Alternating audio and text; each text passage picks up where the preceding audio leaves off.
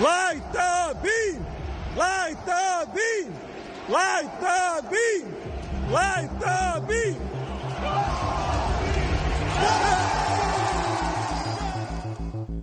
The drunk Sacramento Kings fan means it is our time again. Light the beam. Welcome into another edition of the Sports Cave with Biggest Puma. Another Monday night edition of this thing, broadcasting live once again in parts unknown on the north side of San Antonio, where we're under 40 days until NFL opening night. 38 days away from that 40. September 4th kickoff up in Philly.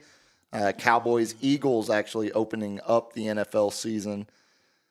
There's a lot on this day, though. It's going to be a good game, but is it? Do the Cowboys deserve it? It's the Eagles. Cowboys, Eagles. It's divisional. It's always a good rivalry game. That'll be the third most watched game all season. Oh, definitely. Because it's the opener. Definitely. Because it's Cowboys, Eagles. Yeah. Might be. I bet there's one later in the season where everyone loses. If it's like playoff. Yeah, where everyone loses their collective mind. Mahomes versus somebody. But no, as I said, a lot. Actually, a whole lot. Normally, the top of my notes is pretty blank, but we got a lot of days today. Starting Manu's birthday. Manu's birthday today? Happy birthday, Manu. How old are you turning? 46? Oh, I think we're older than that now, aren't we? 46, 47. Go, shorty. What's the over It's under? your birthday. Oh man, have you ever? He's got to be closer to 50. Turned 48. 48. Oh, okay. I was like, let's make a bet on it. If anybody's seen the old TikTok, of course everybody has, where they bet on how many calls the gambler's addiction hotline will pick up on. Okay, we might have to end up playing that Wednesday because I sent that to the roommate and she literally. So those of y'all that remember my buddy Truman, she literally, her exact words were, "I bet that's what you and Truman did all growing up." And I was like, actually, yeah, not far off, not far off. No, it is July 28th, Manu's birthday. 38 days till NFL opening night. It's also National Water Park Day.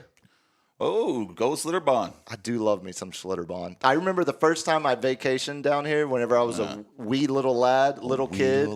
And the concept of, growing up a river rat on actual, Biloxi, Brazos, Squaw Creek rivers, growing up in North Texas, the fact that Schlitterbahn had a lazy river that was just a part of the actual real river blew your mind. Blew my mind. I mean, I was probably like 7, 8 years old. Well, I was probably about as old as whenever I saw something else that happened on this day. Yeah, so like when you go there and you only see the 2 parks to it, not the third one that's all ramped up.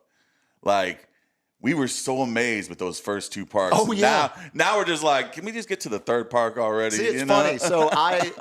So we still like to go. I mean, obviously the roommate and I kid free, so we have quite a bit of time to just go on a whim to theme parks or amusement parks, and we still go to Schlitterbahn, just get bombed and stay in the oldest parts of the park where there's less people. Yeah, because it does. I mean, it's the parts that we remember. water's so warm during the summer because it's straight from the regular river, and it's just like, is this pee-pee or is this? Some things you just got to tough through. I mean, some people pay high prices for that temperature of water.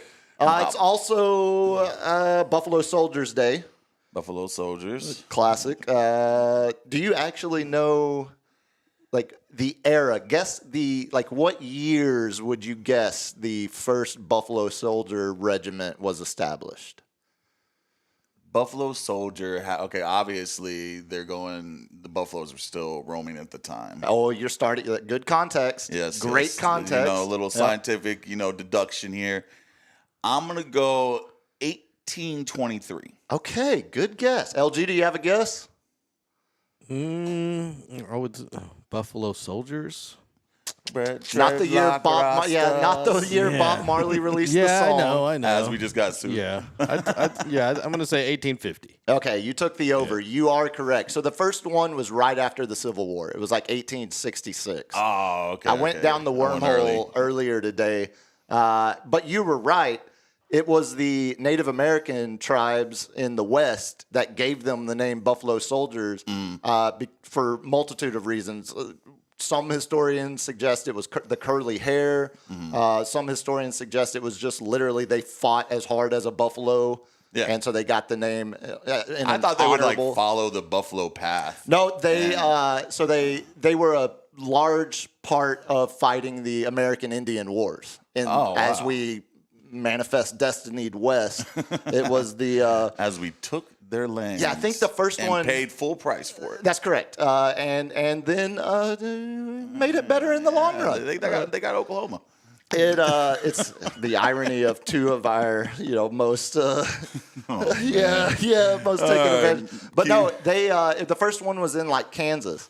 And so they were right on the plains fighting all of the Indian tribes as they moved across west. Wow. There's also a great little remembrance exhibit in the neighborhood there in the east side, but it's hardly ever open. So if you do find it on a random day it's open, I would suggest. We popped in there once or twice when we have found it open. But a fun, I'm a sucker for history. It was a fun little. Well, can I interest you in something? It's also National Milk Chocolate Day. No connection between the two whatsoever, I'm sure. But can I interest you? And Thursday was National Tequila Day. Oh, okay. So I'm glad. If our show, it almost feels like. So does that mean next year? No, we have to wait 6 years. No, it goes back. It does go back, unless it's leap year. So it will be on a Wednesday. Because next year is not a leap year. We're good. Yeah. Oh, okay. So next year we'll have. Tune in next year for National Tequila Day Live, and we will take tequilas. And if Lawrence can pull up a picture, these are the brands of tequila that I indulged in on that day, and they were we not. Actually have visual props. Cheap. Yeah, they were not cheap. They you got on the left, you got Casa Dragones Añejo.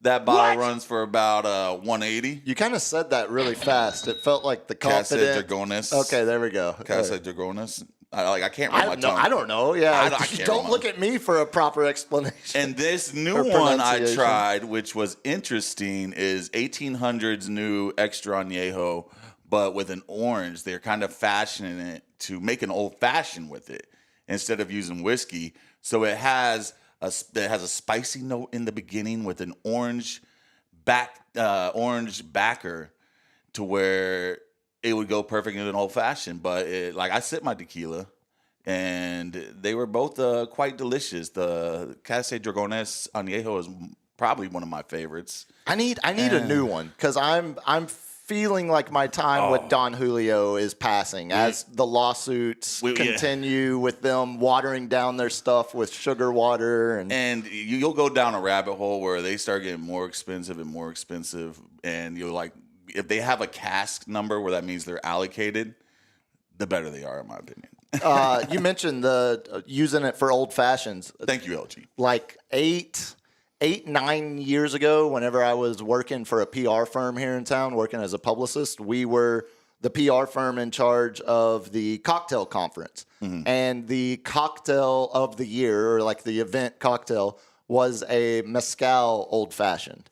And still to this day, that is my preference over any. Yeah, the mezcal has a very smoky undertone. It is so has a good. Bite. And but still, I've never thought tequila. I mean, not the same, but mezcal same family. It's more bourbon, like old school. Yeah, it's more earthy. You're getting more of that high proof, like 153 bourbon. I'm here to tell you, it's delicious. Stag. It's delicious with mezcal. So I could imagine.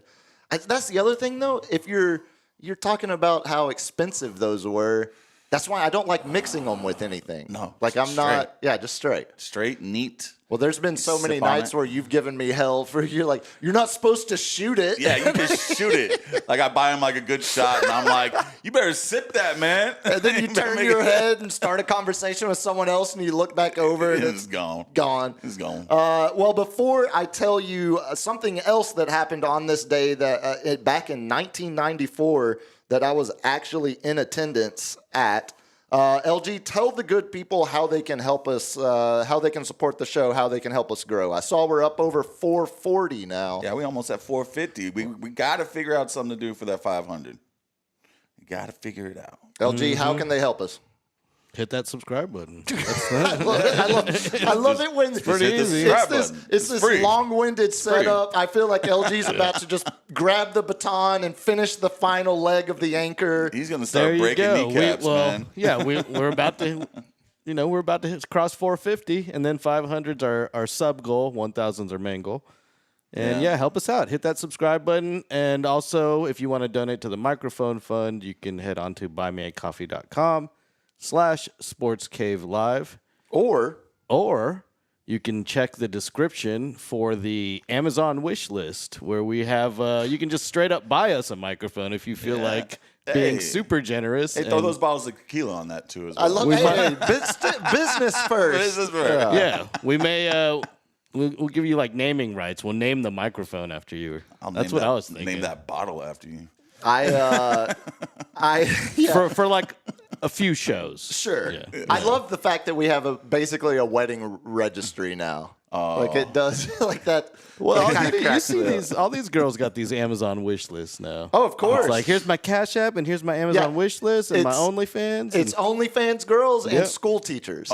Here's all the supplies I need for back to school because the state doesn't cover it. And here is my wish list from any potential sugar daddies. It's same concept, just very different applications. There you go. I've had two different bartenders where I call them. I'm like, hey, what bar are you at? Where are you at? And they're like, I'm in Vegas. And then all of a sudden, they send me $50 on Cash App, and I'm like, you're an idiot. Yeah, that's but how often does it work? How often? Buy me a pizza. Send me a pizza. There's a lot of thirsty guys out there that would actually do it, and I'm like, yeah, I'm not the one, man. There is some small part of me, obviously, in a scenario where I don't meet the roommate stumbling drunk on 6th Street back when we were in college.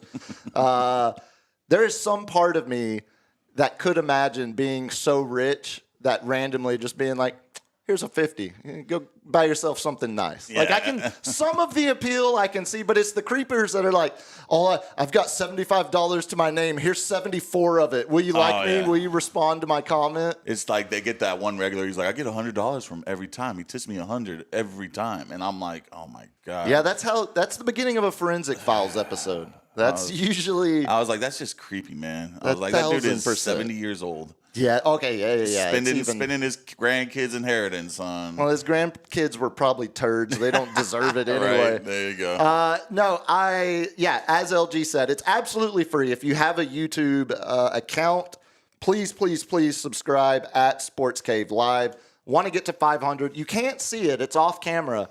But we have a massive TV in here now. Where we are now the baseball show of note because that's all I did all weekend. We're going to talk a lot of baseball. Very nice. Of course, talking NFC West in the main seggy and then lightning around before we get out. But we've got this huge TV now. Yeah, don't mind that little scratch. It's broken TV. I knew I was going to bring it up before you brought it up. Damn it, LG. You know, this is one of those moments where if you hadn't said anything, I wouldn't have noticed. Now you can't stop looking at it. But now I can't stop. I can't unsee it.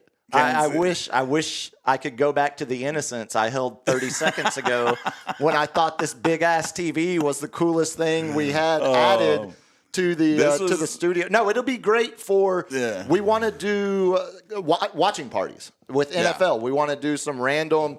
Obviously Monday Night Football games we'll have on, and then we'll do the show right after. Come football season, we want to have. Hell, we might even watch the Cowboys Thursday night opener in here and do a hangout. But we want to do more of that, and so we're slowly starting to put the pieces together behind the scenes. But if you can help support through the buying a coffee or our Amazon wedding registry, or if you can't support monetarily, as I said, it's totally free. Cough up a bucket, cheap bastard. To subscribe on YouTube. So make an account if you don't have one. Give us a subby on there. It really, really, really helps us out. On this day in 1994, there were 48,000 plus people in the old Temple, the old Ranger Stadium, that now is called Choctaw Stadium, and it hosts XFL and high school football games. Oh, wow. It's unstable, and it's right across from Is it like creek whenever you go crossing like the low parts and the rafters? It's not good. But they should have just demolished it, but instead they gave it to Arlington ISD to host all their high school games. Here, put the kids in it. In 1994, on this night, I was 8 years old, and it was Cub Scout night at the ballpark. Oh. But there were 48,000 people there because all those white kids. the fear. No, it's DFW. There's a there's a crossover. Every race of parent needs their kid to do something to get out of their hair. There was also the threat of the MLB strike. Oh. And so everyone was, that's why the stadium wasn't packed because it was Cub Scout night. The stadium was packed because people thought this might be the last week of baseball as the strike was setting in. Obviously, we know the Expos didn't get a chance to win the World Series that year. The Rangers were leading the division on this night in 94, but they had a record under 500. Oh, strong division. Terrible division. Strong. Playing the California Angels, as they were known at the time, who were in last place in the division, but were only like 6.5 games back of the Rangers. The whole division was ass. Everybody was terrible. But I know who was on that team. the Angels team in 94, who? Mr. Nolan Ryan. In 94? No, wait. That was like 84. Yeah, it's reversed there because Nolan had just retired with the Rangers a couple years earlier. No, a rookie center fielder named Rusty Greer made a diving catch in the 9th inning to preserve Kenny Rogers' perfect game. Rusty Greer. Kenny Rogers. Name me two more Texas Ranger names than Rusty Greer or Kenny Rogers. You could have, first off, when I think of Kenny Rogers, I think of Kenny Rogers. The gambler. The Kenny Rogers chicken. And the musician. Sweet Seinfeld. That's Seinfeld, that Kenny Rogers chicken sign. I can't go to sleep, Jerry. But, no, man, wow. So you were at that game. 8 years old. So it's one of those, that was right at the age. It ramps up whenever that, it was a perfect game or a no-hitter? Perfect game.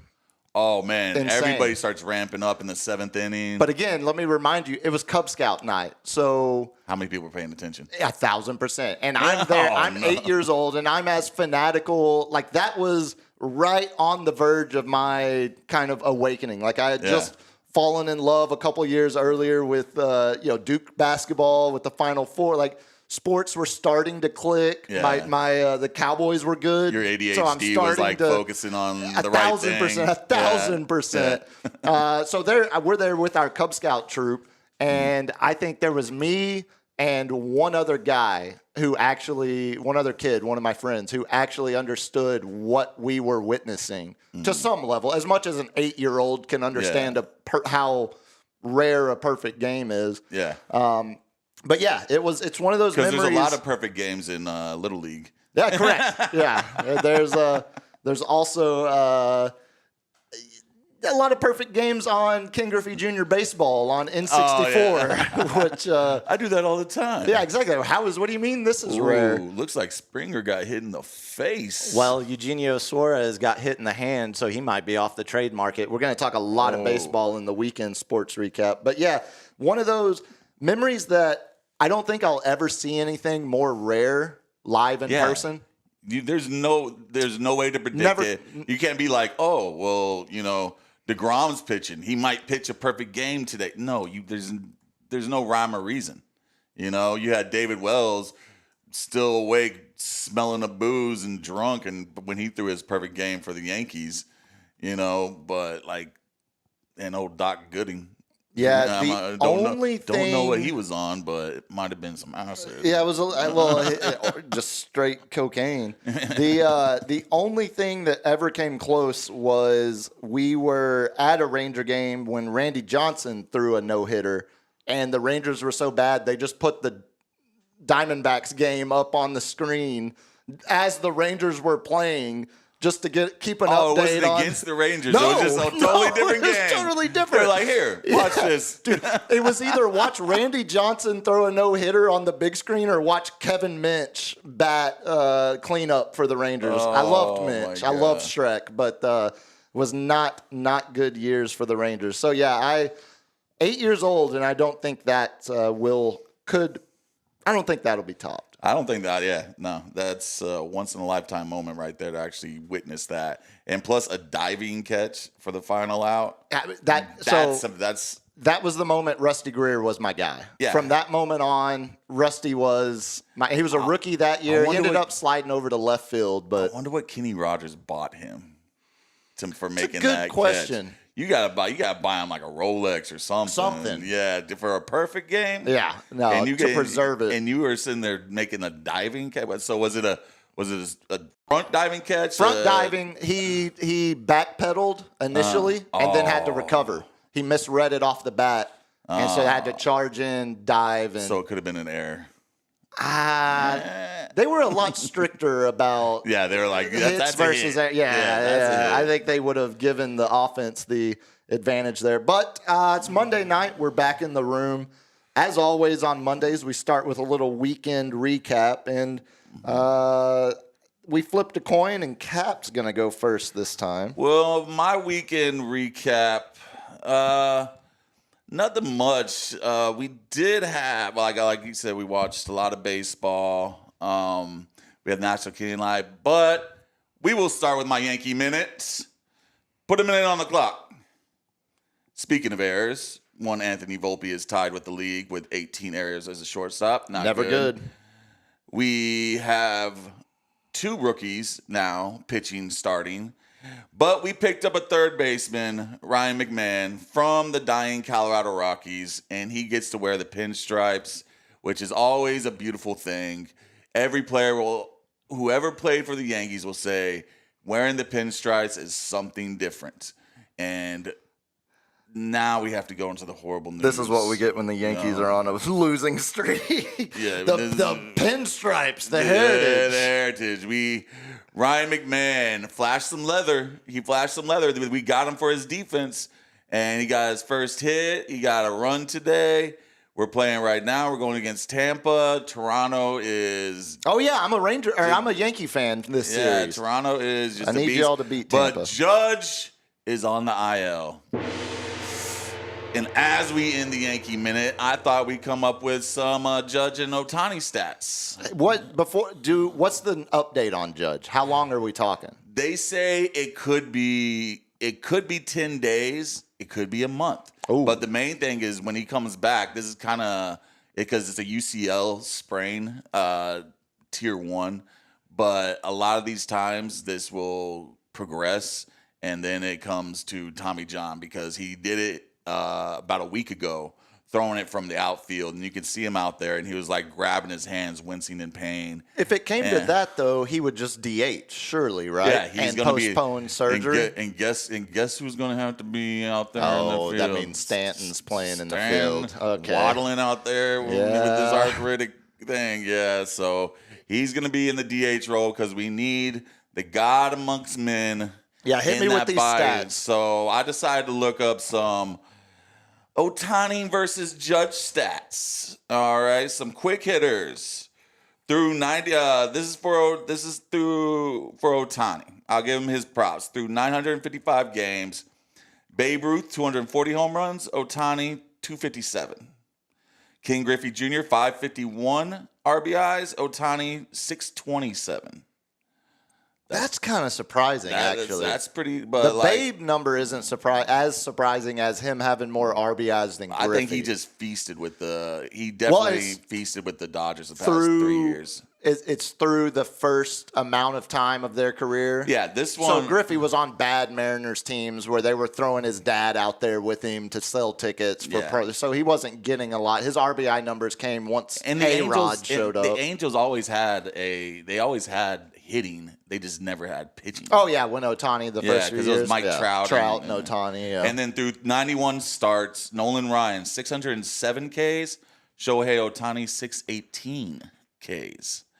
And then, Man, that's kind of surprising, too, because Ohtani's not throwing nearly as many pitches per start as Nolan was. oh, yeah. And Nolan would intentionally walk a guy. If he fell down 3-1 in a count, he would walk him to start the strikeout chance over. Exactly. And especially then late in his career. I guess that's early. In the his ERA, career. Clayton Kershaw, 3.16 through 91 starts. Ohtani, 2.97. Okay, first of all, the fact that you just compared Ohtani's numbers to Babe, King Griffey Jr., Nolan Ryan, and Kershaw, that just shows how much of a freak he is. Yeah. It's a fact. So that's a fact. Like Pitcher and hitter. That's a fact. And the fact that he's doing both of them is like, yes, I will give him his props, even though he decided to take the easy route and go to LA. They offered the most, and they're the best team on paper. Oh man, but okay, so that made me look up some of Judge's quick hitter stats. We got Judge longest home run versus Ohtani and Judge, 496. Judge. Oh, so did he get 470. Ohtani. Did he get did that home run count as an extra run since it went so far? Or is it the same as any home run that goes over the fence? It just shows how much of a godlike status he is. Hardest hit ball. Judge. No Josh 121.1. Ohtani, 118. Judge. God, Judge has hit 121 miles an hour. Hardest hit, that was the hardest hit home run. Hardest hit batted ball, Ohtani hit a 119.1, and of course, Judge still 121.1. Okay. Average home run distance, 411. Ohtani, 407. Judge. Oh wow, Ohtani's is actually further average. He got one. All right, and so now we go. Let's see where Judge's home run status is through. We got through 1,000. So basically 1,100 games, 1,096 games he's played so far in the major leagues. 352 home runs. That's almost 100 more home runs with only 100 more game or 200 more games. So it's basically an extra season. Yeah, plus 30 games. That's godlike. Yeah, that's pretty ridiculous. That's godlike. That's all right. Bonds is the only one I would say is godlike. RBIs 801, and Ohtani's was what was Ohtani's? I think that's the difference between hitting with people on base. Yeah, Ohtani's was 627. Yeah, that's so 801 versus 627. And you got to think, Judge is, having those godlike skills and just a human body. It hurts. It hurts. You know what gods don't do? They don't get injured. Man, that's godlike. He is still a man, but he's a god amongst men. Now you've created some kind of Greek mythological creature. I have to do something. Yeah, because we're reeling. Rough. It's rough. We're reeling out here. And by reeling, you mean 5.5 games behind the only team hotter than Texas might be Toronto. Now opening up a 5.5. All of a sudden, Toronto's 20 games over 500 now. We broke. Toronto has insane. Won they won 11 in a row at home. We were the only ones to break it, and they're 3 or 4 games at home undefeated. They just don't lose at home. And, God, I can't say their pitching is coming around. And we're seeing this all without Vlad even hitting home runs like he normally does. He's just hitting doubles. He's hitting RBIs. And Springer, which I don't know. Oh, this must be the Rangers game. But, Springer, I don't know. He just got pegged in the head, man. Everybody in the Orioles, even the Orioles, were kind of on a knee. Saw one of those in one of the Rangers games this weekend. Simeon Saturday night took one to the cheek, but it hit he had the cheek protection extender. The on Carlos, the helmet. The John Carlo. Exactly. So it popped that. He stays in the game, ends up gets the game-winning hit in the 10th inning. Nice. So baseball, more than any other sport, There's seems redemption. it seems like the natural poetry. So it seems like they have momentum. Again. Give it to Again, me. It seems like they have a little bit of momentum. Explain to me how a Rangers team was dead in the water, 43 and 47 overall, bottom 3 offense in baseball. And now they're the hottest team because it's not momentum. It's momentum. It's not momentum. It's just when you feel good, you play athletes. good. When you feel good, you play good. When you're reeling, starting to actually play to their level of because it's performance in their head. That's it's in their head. No, it's not. It's literally it's between the ears. You're telling me God, Marcus Semien was all between the ears the first 2 months of the season. Yeah. And then he got 1 hit in 1 game, and that snowballed into he was like having a higher WAR than Judge the month or the first half of July or first half of June, whatever that was when we were talking about it last. On that one real quick. No, we talked about it on the show because that one we looked up. That was last month when all of a sudden Semien. He was the worst hitter in baseball, and then he had a higher. It was like a 10-day period. It wasn't long. Yeah. Don't get your panties in a wad over there that we're comparing Judge that's to. a god right there. So. Again, I might need to brush up on my Greek mythology, but I don't remember many of the gods coming down with a UCL strain. Oh, he's in a man's body. My weekend. Beautiful biracial man. Got a lot of baseball notes to get to, so I'll pick up with that here in a second. It was a surprisingly chill weekend, which was nice, and it actually. I'll tell you how I know I am fully back in on baseball and the Rangers. I actually played multiple hours of MLB The Show this weekend. Oh, you dusted it off. I had the first 2 weeks of the regular season, the Rangers were awesome. It looked like it was going to be a great year. I started a franchise. I'm playing through every game. A franchise. And then I didn't touch it for the last 2 months because things have been so bad for the Rangers. I busted the hat back out. Yeah. No, we are fully back in on the Rangers. I'll get to that in a minute. But I think needs to hit a washing machine or something. Friday night, this is a gift and a curse situation. So I realize one of our go-to neighborhood bar, I'll pop in there when Steph's out of town and I'll work on the laptop. We're always there, but I do after the show tonight, I'll probably end up there doing the post-production editing, stuff like that. And so because of that, they have hooked me up with their actual employee Wi-Fi. Oh, yeah. So I'm not on the guest with all of our I always get the confidential information. Give me the one that controls the credit cards. So that's where I'm getting at. I probably have access to the credit cards too, and I didn't realize it. But the one thing I did realize Friday night, I have control of their music now. Oh, the skip? Buddy. Friday night it was nothing but I heard Britney Spears' Toxic.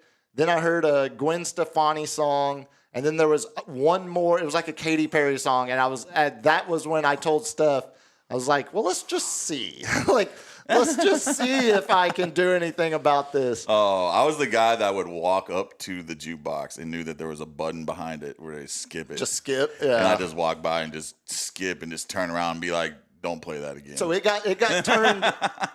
I was doing well, but then I flew. That's only if they play a song twice or they play it like the Barbies. It was like during the Barbie song. If it's a bit song, yeah, Friends. Or if you're getting up there, you're playing. What was the big musical last year? Wicked. If you're playing like Broadway stuff, we're skipping that. Yeah. So I flew too close to the sun. My music was getting rave reviews, and then I kind of forgot about my audience, and I got a little. As the night progressed, I got tipsy, and then I just started throwing on like Turnpike, Cody Jinks, a bunch of just you gotta stick with those top 40s. Yeah, backwoods redneck country. And instantly they were like, no, you're done. You got to stop now.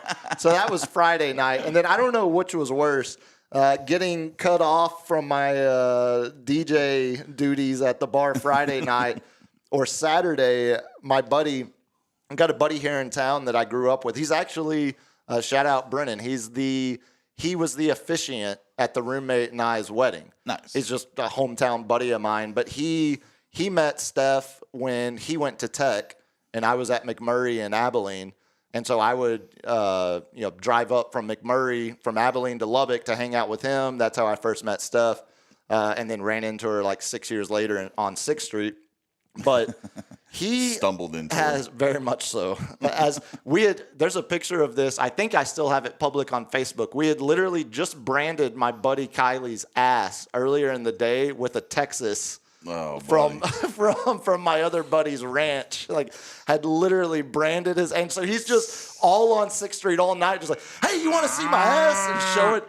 It worked. He's a snowboard instructor. He was that guy. Infection, but just perfect magnet for the ladies to flock to us, and then I'm there just wasted, So I ran into Steph. Anyway, so Saturday night, my buddy who married us, he's got a couple kiddos now. One of them turned 3, and they were hosting his party at a restaurant with a playground and everything. Well, charity bar right there in the neighborhood. Yeah.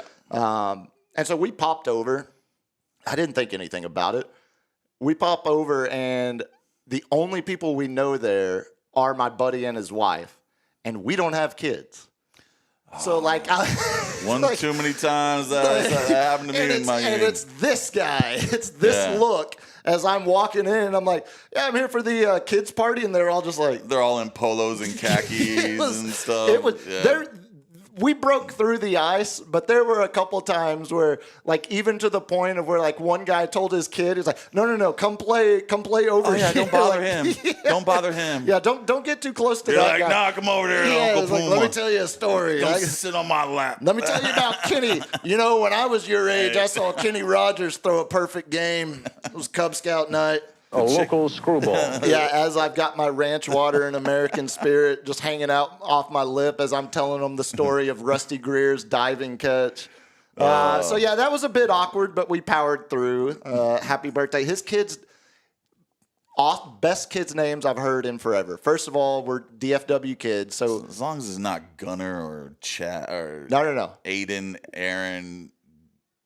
Keep going. Man. Let's see if you get closer. I'm thinking of all my kids like best friends. It was Aiden. Ryder with Jaden, a Y was real popular for a while. But there's a lot of A's in that. It was like Aiden. Aiden was a big one. Aaron. Andon. So he has 3 kids. So 3 of his friends. He's got, your buddy, yeah. And I confused them all. And he's like, you've known him since I was in middle school, man. And I'm like. Yeah, but I'm not waking them up for school every day. Man. I can't help you. No, my buddy's Dirk in honor of. Yeah, nice. I like it. Dirk, obviously. Dirty Dirk. And then Germans. Ford. Pretty great. Right. That's pretty great. All right. Pretty great. All pretty right. great kids' names. No. If you want to name your kid after a shitty truck. Well, or after the 1969, or I think it was a 71 Boss 429 Mustang that his dad had growing up. So it was in honor of his dad. But no, go ahead. It wasn't for OJ, not the Bronco. No, it wasn't for Al. It wasn't for Al Free OJ, go OJ. Yeah, this is AC. I got juice in the back. I'm sorry, sir. Excuse me. Who are you? This is Al. You know who I am. You know who I am. I'm on the TV. You know who I am. G did. It's That's still, I say that all the time to the roommates when, I'll catch her off guard. And she's like, what'd you say? Like, you heard what I said. God. Still holds up. No, like I said, outside of the random excursions out of the house, it was a lot of baseball. So let's talk a little bit of it. Mentioning Rangers are 6 games over 500. We had it, last week where I told you they were 2 games under 500 or 2 games over 500 for the first time since May 18th was the date.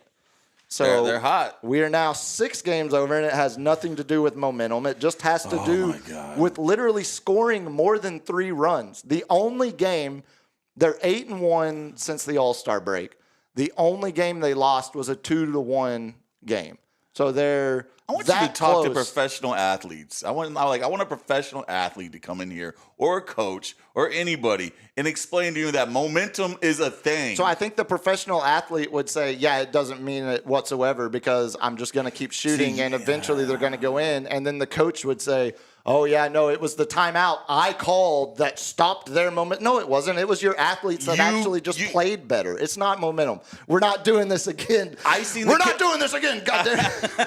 Icing the Go kicker. full AC. Oh, like every coach ices the kicker. And I'm sorry. What are the percents on that actually working? It doesn't. It works. No, it doesn't. Then why do they keep doing it? Because they're idiots. Because the football coaches are the last coaches of any sport to evolve. That's why you still had Cowboys drafting running backs in the top 5 and giving them massive contracts. Did you just compare? That's why you have the Falcons drafting Bijan. Did you just have a trend of good draft picks to the Cowboys?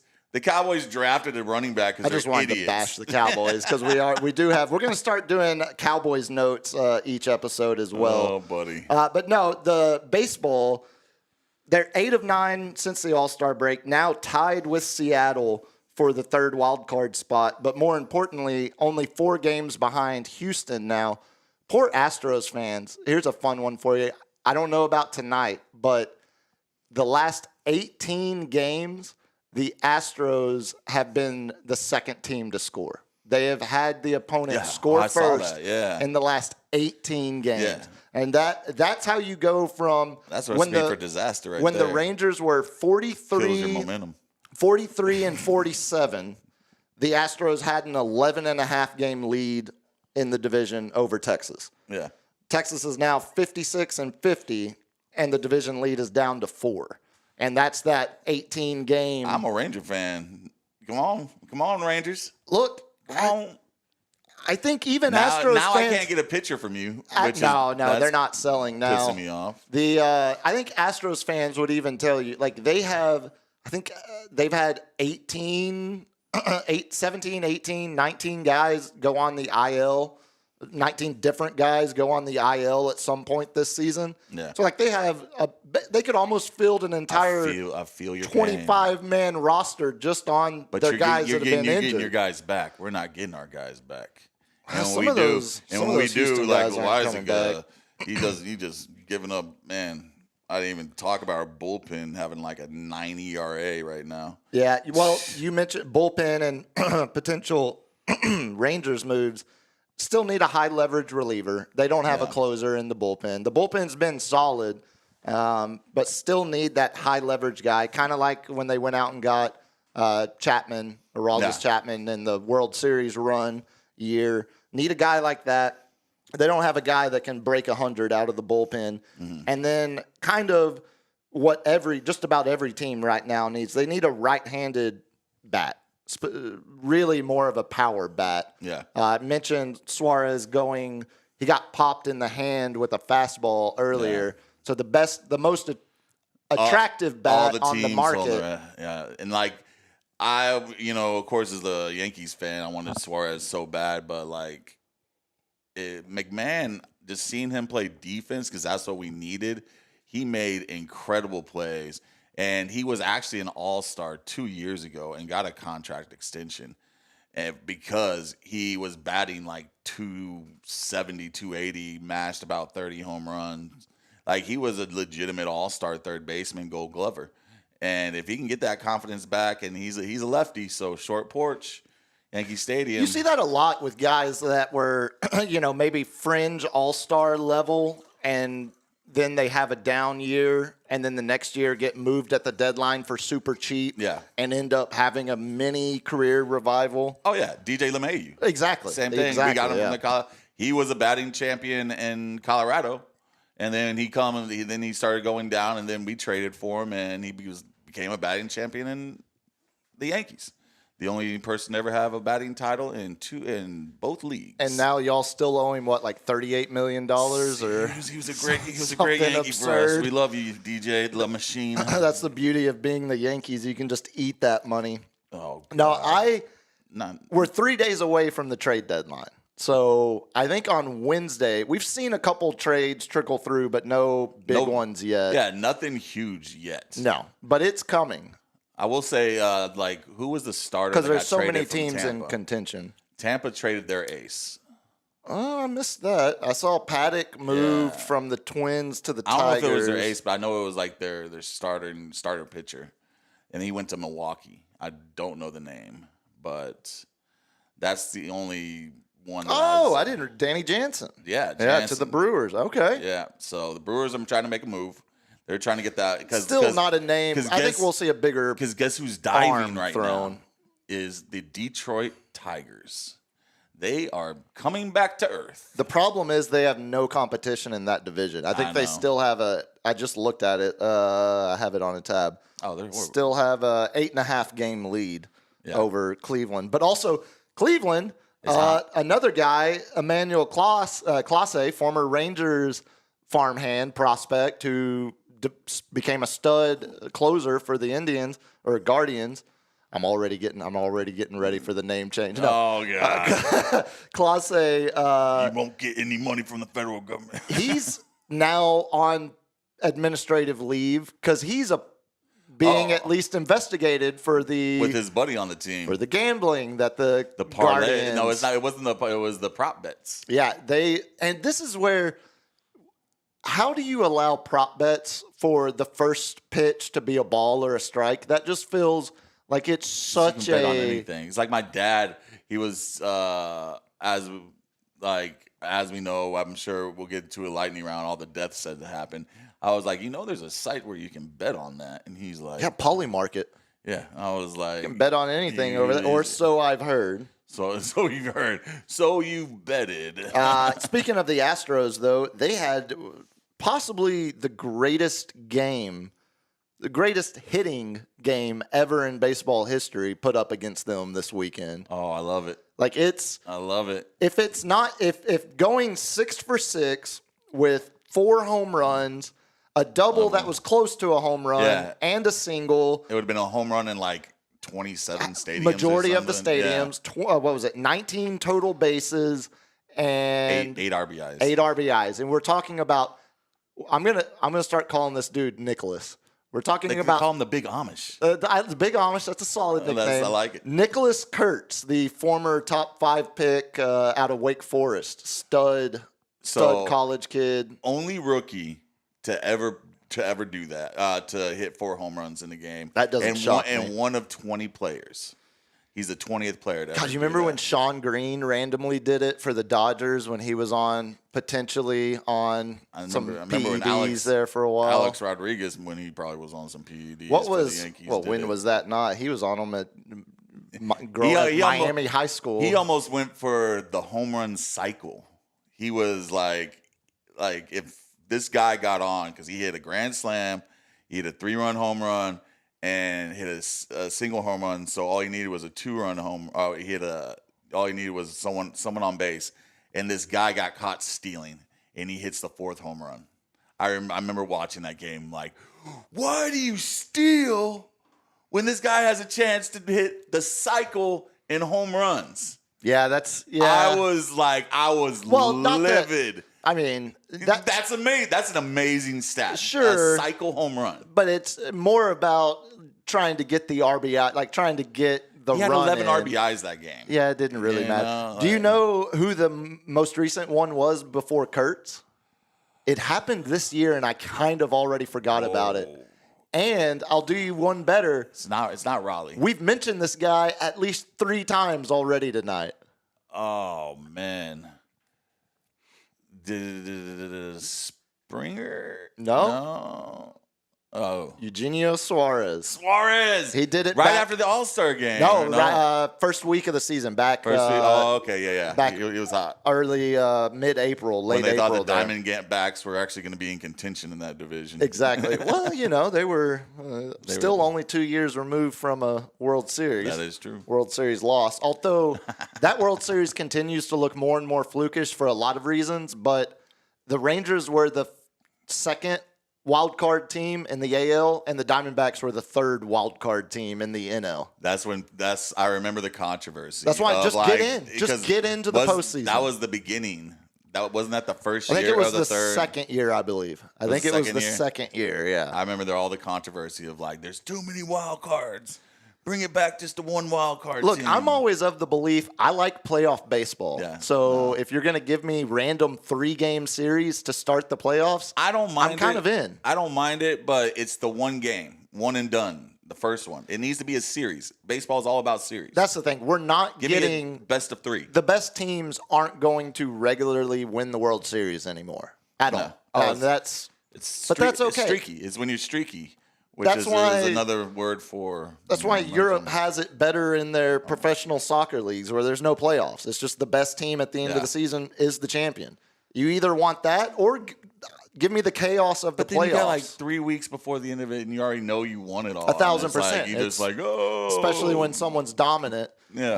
No, that's why I'm saying always. I still take the chaos of the playoffs where a team like the So are they going to do that? D-backs Are they going to and do that Rangers. champions? Are they going to do that like for Europe, the European Cup every year? Or is it going to be like every 2 or 4 years? No, it's going to be like the World Cup. It'll be every 4 years, and it'll be the year before a World Cup. All right. So the next one would be, what's that, So 2029? you get like 1 year that's just like,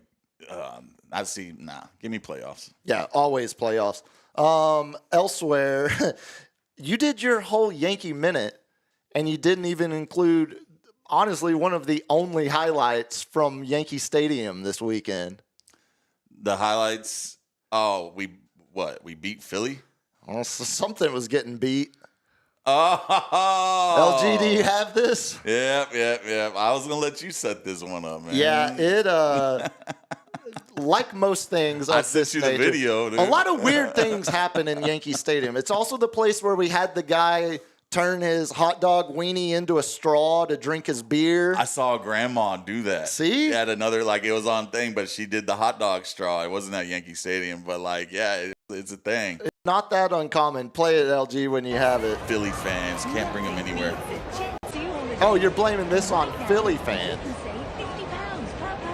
Do you want to talk Philly fans? No, they're... So as we go through this, because he can't see it, there's some gyration happening Careful with right the, now. The legs are moving. I've done such a good job to avoid having to label this one explicit.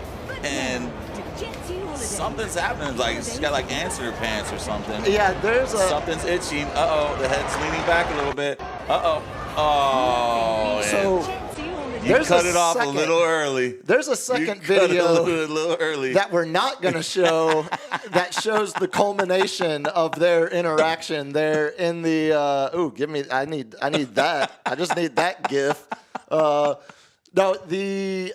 as Baby Billy would say, there's some female dong pong being played there in the upper deck of Yankee Stadium. Something is wrong. That man needs to go wash his hands. Well, in the second video, he smells it and then takes a good lick of it. So that's how things are going in Yankee Stadium this weekend. I'm not a kink shamer. No, we're not kink shaming. Just they like to do stuff you don't in do public. that. No, we're not doing like that to do in stuff public. in public. No, that's where we are shaming because They had a bunch of area. They were in the upper deck. There was a bunch of area around them. There wasn't a kid like right next to him. How do you know? There could have been one right above them, right above the people filming. I'm just thinking. I wish there was one right in front of him.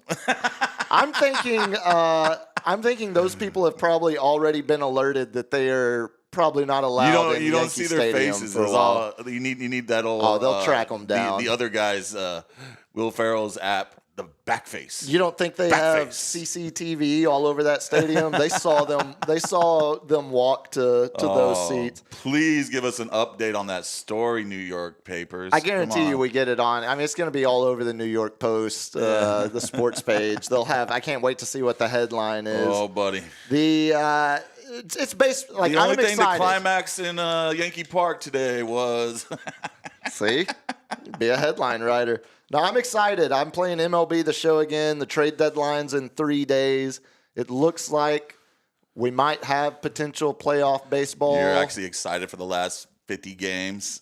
You go back to listen to a show. You've been bummed for like the last 2 months. Because as soon as soccer ended, yeah, the Rangers, that was when the started. Like that was when it really declined. And I'm, just I don't want to talk Cowboys nonstop for 2 months. Like the Rangers at least got to give me something. Well, actually, we're going to start a little weekly or daily, I guess, with each show some Cowboys notes because we're not going to spend full segments on it, but there was some notes to get to. Yeah. We'll start with the Tyler Guyton injury. He left practice earlier today, first-round tackle from last year's draft. And immediately, Rappaport tweets out, Cowboys fear that it's an ACL tear. Yeah. Which instantly, season over, obviously, done. And for a big man like that, you could see in the replay of the video, he got rolled up on. Yeah. I never wanted to play offensive line for that reason. I cannot stand someone rolling up on my ankle. And especially him, too. I mean, he would make both of us look tiny. He's like 6'7". I mean, he is huge. I'm but height-wise, he's a solid 3-4 inches. Me and him walking in the bar, they're like I'm the little. He would throw you around like a rag of doll. Of course he would, but I'll hold my own. Good news, though, he wouldn't hold your own. Good news, he turns out only has a broken bone. I love when that's in the the good knee. news. It's only a broken bone, not an ACL tear. Yeah. Good news because now instead of losing a whole season, it looks like 4 to 6 weeks, depending on rehab. No surgery necessary. Probably hit. I believe y'all have a early bye this year. Well, and just thinking about 38 days till opening night, as we sit here tonight, that's 5 weeks. Yeah. That's 5 weeks and 3 days. So you gotta see how that. He's right in the middle of that 4 to 6 weeks. So Jerry's gonna have him out there for the opening day. Not as bad as the other guard, the other lineman they had get injured, Rob Jones. He ends up breaking a bone in his neck in practice over the weekend. That's 2 to 3 months. So he was brought in as a depth guy, but was lining up, rotating in with the first team. They've got, especially now with Jones out considerable amount of time, Tyler Guyton not guaranteed to be ready by opening night. I mean, we might be back on a Awesome Richards, let's go combo. It's going to be that Thursday night game in Philly could be, dude, it could be. They're going to get pushed around. Very, very, very good possibility of that happening. But I did like your, what was it? Y'all's new team drill that you did, where they play ping pong against each other in the locker room, where they have free throw shooting competitions to build camaraderie. Thinking they were playing, what was it? What's that? Harry Potter game. They're all riding around on broomsticks out there on the practice field. You know, good job of utilizing your time, Dak. Again, the line is 7. Quidditch. They're all playing Quidditch out there. I think fans have bet them up to an 8.5 over under. Oh, they're keep giving me that. I'm glad I got the under in early because oh, buddy, we shall see. The good news, y'all keep playing Quidditch though. Good news. That was a great video. As a Niners fan, so not a Cowboys homer, stating that just because I want to hear your opinion on it. Jake Ferguson, tight end. They get him locked up, 4-year deal, $52 million. That sounds like a lot. Only $30 million guaranteed, and it slots him in as the 7th highest paid tight end. Yeah, I mean that's fair. That's value. That's good value right there because he would be like, this is what I think it's like 12, 13 mil. This is his 3rd year because he was supposed to take over for Houston. Yeah, he had a down year last year. Had the concussion, missed like 3-4 games. His first year, he was great. He was going against Dalton. He was playing second to Dalton Schultz, and he actually had a great year, and that's the reason why they let Dalton Schultz because he was looking for. Ironically, he was looking for this kind of money. He was looking for $17 million a year. Right, and I think if the Cowboys had thrown him 13, 14 like they did Ferguson, I think he would have taken it because he ends up only taking. If you remember, the market was dry. Well, Kittle, he took the he 1 wanted year Kittle money, and Kittle just got that contract. He wasn't getting Kittle money. He took 1 year, $10 million to go to Houston to rebuild his value, and then he just signed a 3-year deal. But still, it combined less money than what Ferguson is now getting paid. At the time, Schultz thought he was the second receiving option.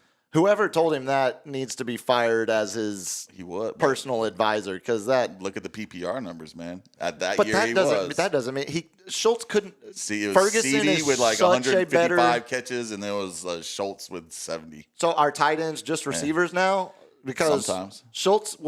Ferguson's such a better blocker than Schultz. Schultz couldn't block any edge, any outside backer across the entire Travis league. Kelce's a great blocker? I think he's way better than Dalton Schultz, and I think the stats show Dalton Schultz was one of the worst blocking tight ends, who has now gotten better in Houston because I think he had, again, when you have to take a 1-year flyer deal, it humbles you a little bit. And some of the Geno Smith, like he's a catching tight end. They're like they're starting to perceive themselves as a tight end / WR. Is Kyle Pitts good at blocking? Honest question. I don't know. Because when I think of him as receiver. They always line him out. Kyle Pitts. Like in the slot.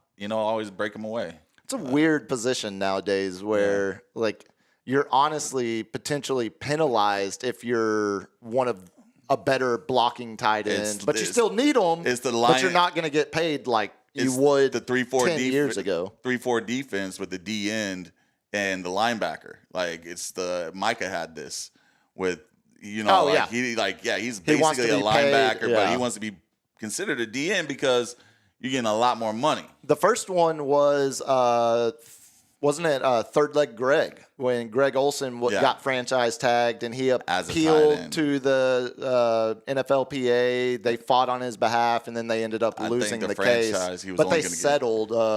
He got paid more than he would have on the tight end franchise tag because the team was like, look, dude, we're not giving you receiver franchise tag money, but we'll give you a little more. I think he got like $3-4 million more than what he would have. Yeah, because I think the franchise was like $5 or $6 million for a tight end at that time. Yeah, because the contracts hadn't exploded yet. Yeah. Kelce didn't get paid, and Kittle didn't get paid. By that time. The great Jeremy Shockey should have got imagine Jeremy Shockey in modern day NFL offenses. He's all slumming it with his only $7 million contract, I just have such a romanticized version of Shockey. He might not actually stack up as well as I remember. The only other thing Cowboys wise, before we get into our main seggy, you even mentioned it brought it up, mentioned it before the show.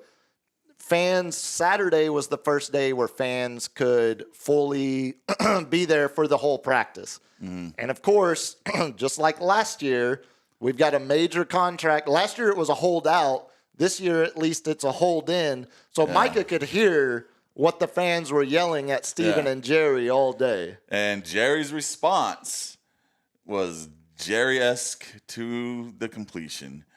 Smiles and glory holes. They were a lot louder for CD. Yeah, you got I'm like, why are you throwing short?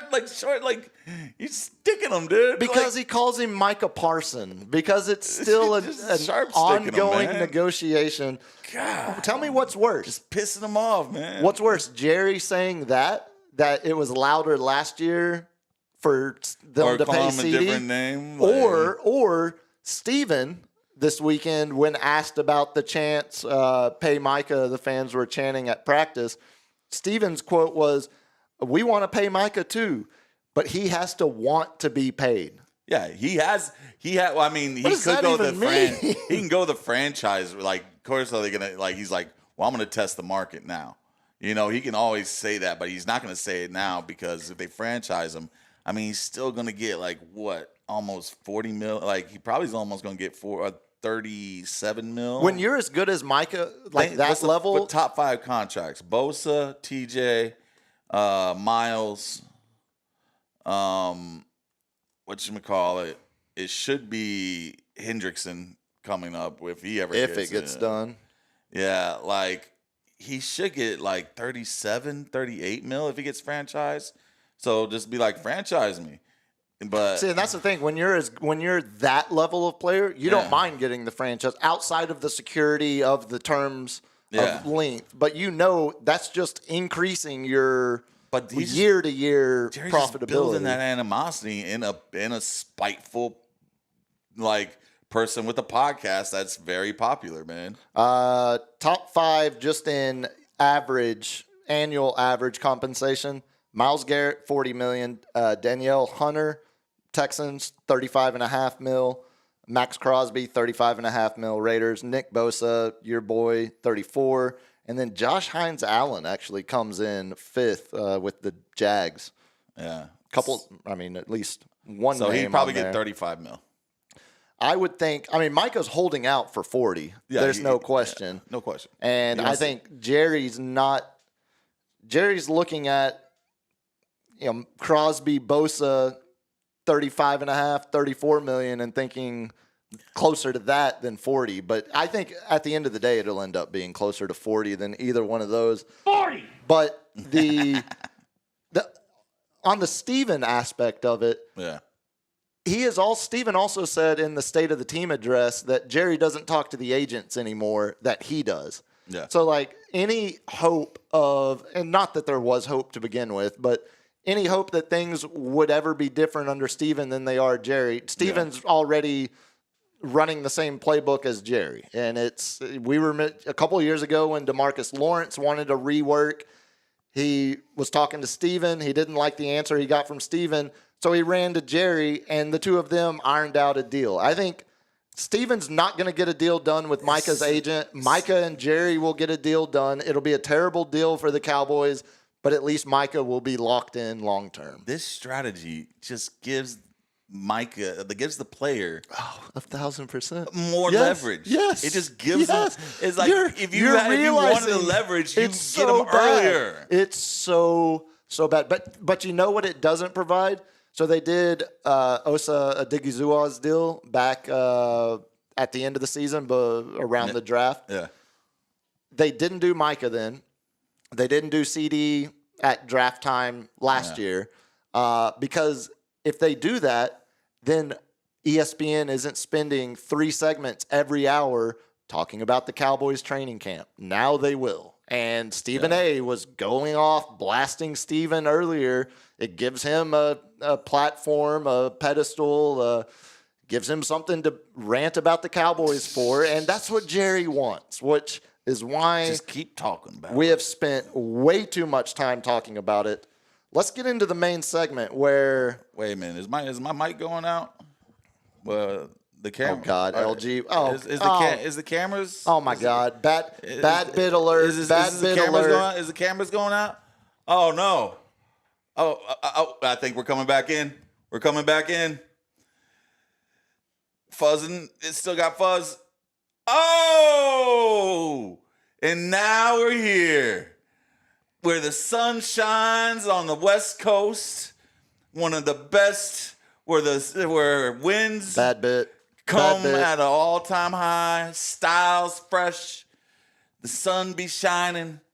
The glasses be cool. I can't see shit right now. Yeah, between not being able to actually see without prescription, look how cool we look, and not man. being like this. What is this? This is beautiful, baby. I feel like Coach Prime. This is beautiful. Without the bladder and everything. Get your cancer-free Prime. Oh man, we are talking NFC West. I know you've been. I've been looking forward to this week for a while because NFC West tonight, obviously highlighted by your team, the Niners. NFC East Wednesday night, highlighted by Cowboys. So this is going to be a fun week of main segments. Yes. I'll start, as I always have, and then I'll turn it over to you. We'll start with the Vegas predictions. Niners over under win totals is what we've been starting with as we've previewed every division so far. Vegas says Niners are the favorite, 10.5 wins over under. Rams second, 9.5. Seahawks and Cardinals both 8.5. And before you go any further, that is the same combined over-under win totals. If you take all 4 teams in the division, that is the same exact over-under total as the NFC North. So the other greats, Lions are 10.5, Packers are 9.5, Bears and Vikings are 8.5. So Vegas views this division actually very similar in terms of strength to the NFC North that we talked about last week being a potential juggernaut again. So with all of that said, tell me why San Francisco is the favorite. We're going to start with San Francisco. When they went 6-11 last year. We getting back pieces. You get the offensive player of the year back in just 2 years ago. Christian McCaffrey, full full participant in practice. He's also healthy, 29, not 27 anymore. That's a god amongst men. We've seen what happens to those But we gods. also have Isaiah Guerrero backing him up, which is a mini McCaffrey. Catches. He's got all the jukes. He's got the speed, the 4.4 speed. We got Robert Saleh back, which he had a bunch of big plays for y'all. The running back you just mentioned. I'd forgotten about him. Yeah, we lost Jordan Mason to Green Bay. He popped a couple times last year. Yeah, and Guerrero had the speed. He was the Lightning versus the Thunder from Mason. And now we got McCaffrey and Guerrero, which both of them have the speed, catching ability, and elusiveness. We got Robert Saleh on defense. We signed some key players. We drafted, I think, one of the breakout stars in the draft, 2 of them, is going to be Michael Williams online. Nick Bosa says he's flabbergasted. His mouth has dropped on some of the plays he's putting up. And then we also got OSU's own at linebacker who is replacing Dre Greenlaw. And he's, why am I blank on his name? Oh, Rodriguez? No. That was the Lions. That was 3 years ago. Okay. I heard Ohio State linebacker. Yeah. Let me pull my depth chart real quick. Or Oklahoma State linebacker. Oklahoma State. He he had last year he was injured, but the year before he was the Big 12 Defensive Player of the Year. And basically Is that Nick Martin? Yeah, 3rd round pick. Yeah, Martin. Yeah, Nick Martin. So he's got that side-to-side line speed. He's got the aggressiveness. So that's exactly what Greenlaw was. He had that speed, especially you saw it during the Super Bowl in the playoff run before he tore his Achilles running onto the field. That was such a freak injury. You know why it was a freak injury? Because we had to play on a crappy practice field that was overwatered. That was sabotage. Sabotage. If that's what you need to tell yourself. No, I will tell myself that, I think. So Nick Martin, we got the Michael Williams pick is that potentially could be a guy that is the name we remember. And then we got from the 2025. Kevin Gibbons. This is his. This is kind of, we went deep. C.J. Ward, Kevin Gibbons in our defensive tackle spot. That's where we really we were one of the last people on the run last year. We couldn't stop the run. We couldn't get to the quarterback as hard, So having Saleh come back to hype those people up, to teach them everything. Nick Bosa's healthy. We have his first name always kills me. Amador Lenore. Oh yeah, say that fast. Yeah, 5 times. We locked him down last year on a 3-year contract, and he's a top 5 cornerback, ready to be number 1. If you look at his stats and the catch, nobody's on. He plays against the best receivers. And none of them got over 100 yards. I think the only one close was C.D. Lamb, who got 95 yards. And he's a lockdown receiver, and he'll follow those people. We got our depth back. Mustafa coming off injury. He's gonna play Hufanga, who we lost to Denver, which I think is going to be the best defense in the league. Do you think the Brock Purdy extension provides him any level of now it's back to football? It's not playing with the pressure of a pending contract extension. He doesn't have to be a roommate. He was roommating with somebody. You know what I'm saying? Because he was only making $1 million a year. Yeah, did he even top $1 million? Yeah, no, it was $900,000. Stayed under. That's what I thought. With the agent, taxes, he was making probably out there the regular salary for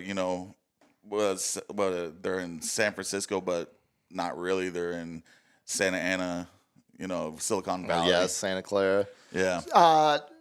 100% being full confidence the Niners win this division this year. 0% being obviously no confidence. Where are we at? 80%. 80. 80. Really? I'm high because, as we like to call it, Levi South at SoFi Stadium, we get home field advantage in there. and that is playing the Rams, which is our only people that I am worried about in this division.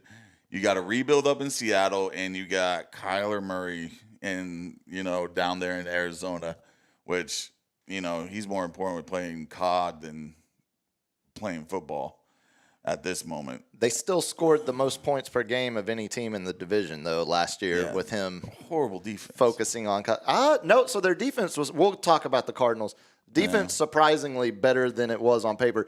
The Niners defense, though, you mentioned Robert Saleh coming back. Yeah. That, to me, is huge. That's the architect of y'all's defense. What was he there, 2017 through 21? Yeah. Before he was there for 3 Jersey? years. Yeah. 3 years. He was during our run when we first got Nick Bosa. 2017 to 2020. I added a year, 3 years. So he basically built that team to be the defensive juggernaut once Patrick Willis and Bowman both left.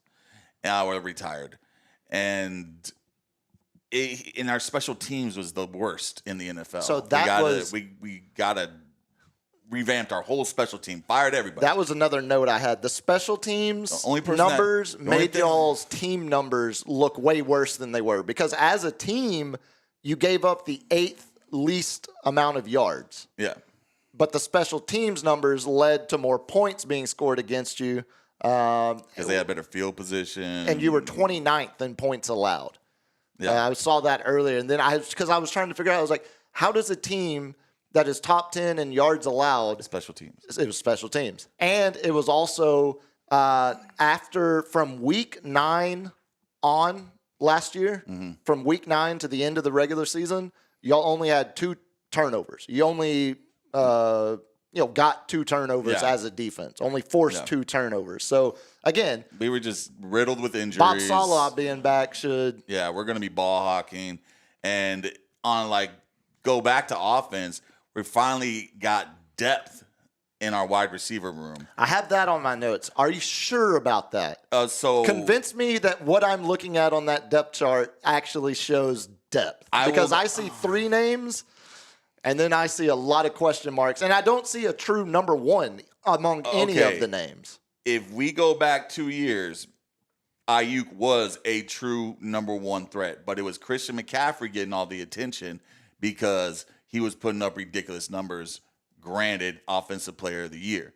Should have been MVP, But that's a QB award. We all know that. Yeah, it's going to be hard. So Ayuk runs one of the best route runners. His hands are ridiculous. He goes and makes the blocks when the other team and breaks the holes, and that's why McCaffrey got cleared down the field. He doesn't quit on the plays, just like Juwan Jennings, who we paid. No more conflict on that. He's not getting $7 million. He's getting $17 million. So he's happy. He's in camp. Ricky Purcell. He's our second guy. Pearsall. The boy that got shot as he was doing the signing for fans. Yeah, the true gangster in there, man. He's gonna have a breakout year if he starts getting going. These are all dogs. And here's the sneaky one. DeMarcus Robinson. Because Purdy loves him. I was reading about that earlier this guy as I was making my had notes. To play behind Tyreek Hill in Kansas City. And then he also had to play behind Puka and Cooper in L.A. He's going to get time because I don't think Ayuk's going to be fully healthy in the beginning. No, I had that noted too. DeMarcus probably misses the first couple games. And this guy's been lighting it up in camp. And by the way, if you've seen pictures of Brock Purdy, his thighs have doubled in size. He's got Jalen Hurts style thighs right now. This dude worked out. His arms are twice as big. He's working on that deep ball because that was always his main thing. His touch, his reading of the field, elite. It was his deep ball that always got him in trouble. All of that being said,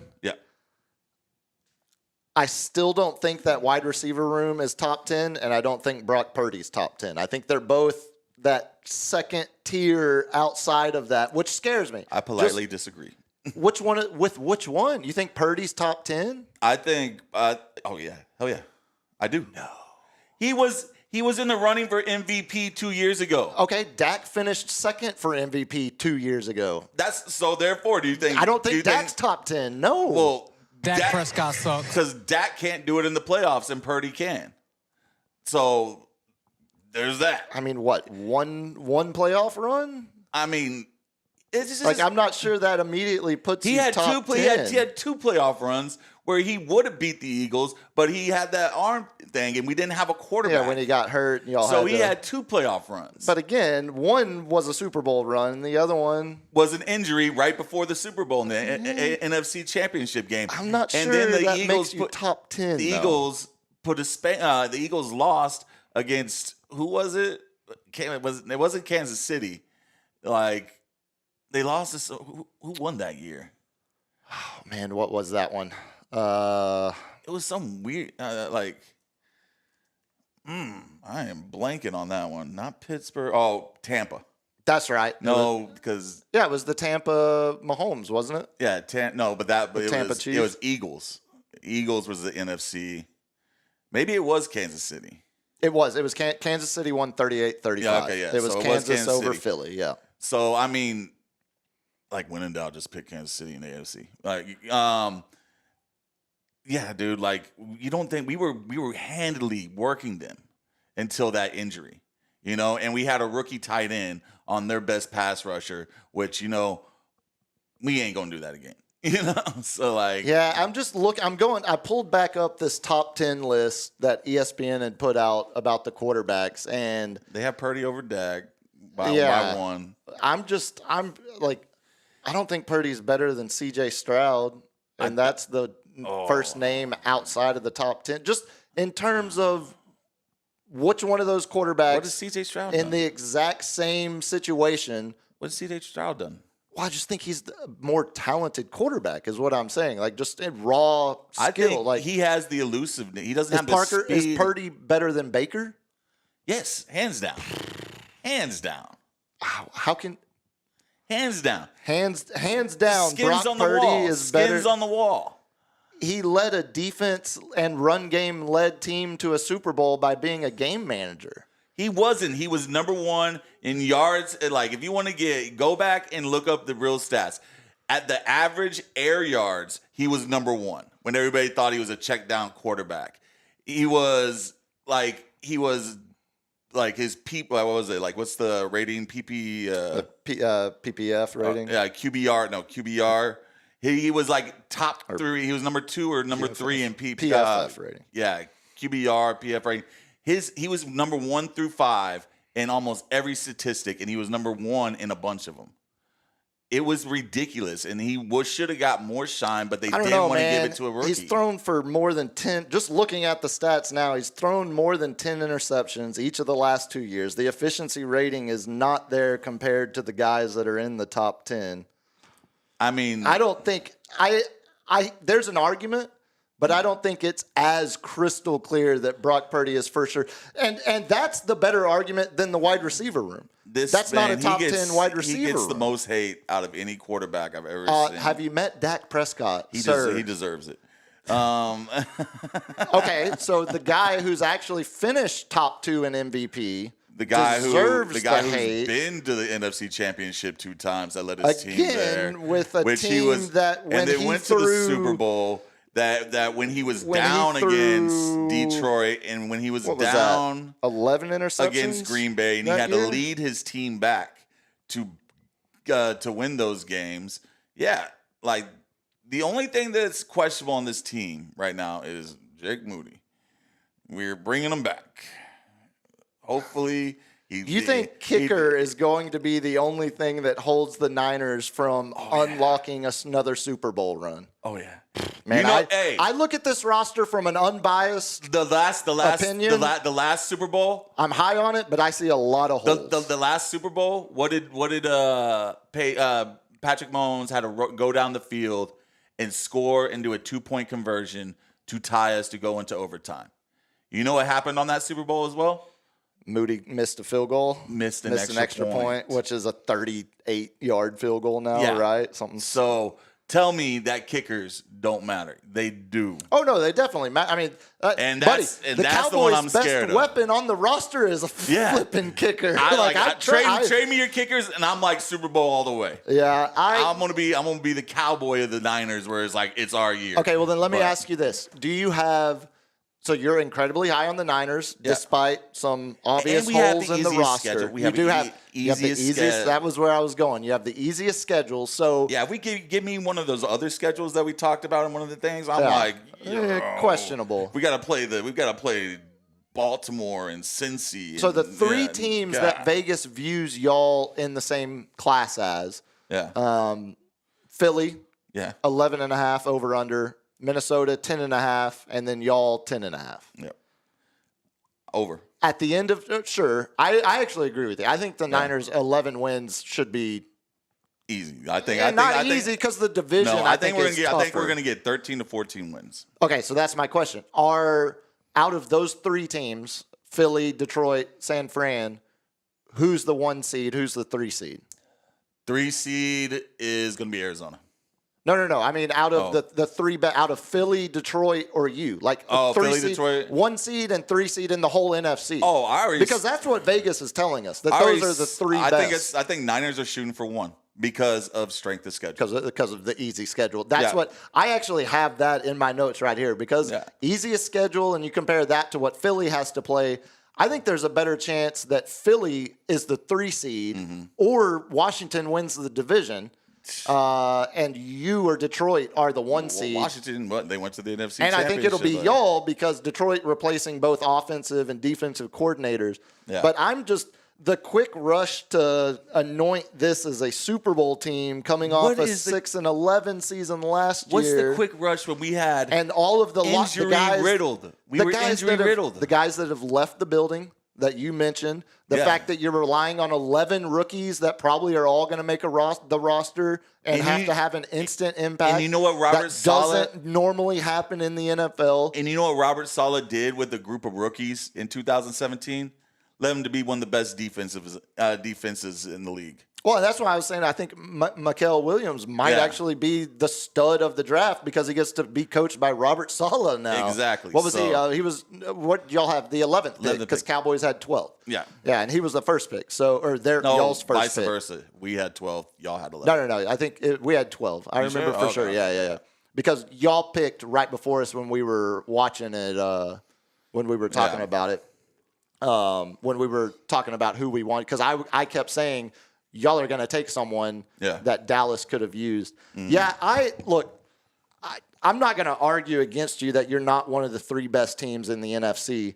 But as we work our way through the rest of this division, I'm not so sure the Rams are an easy pushover.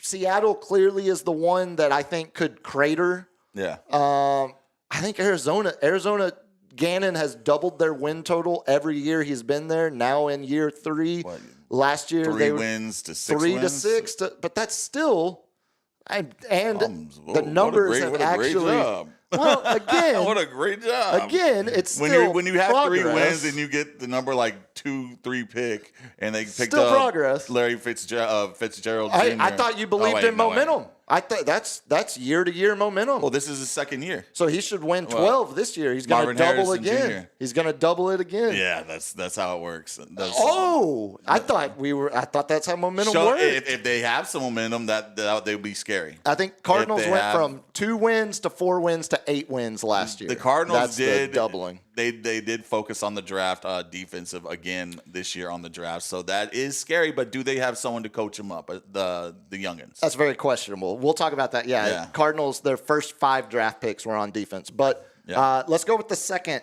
predicted second team in the division, LA Rams.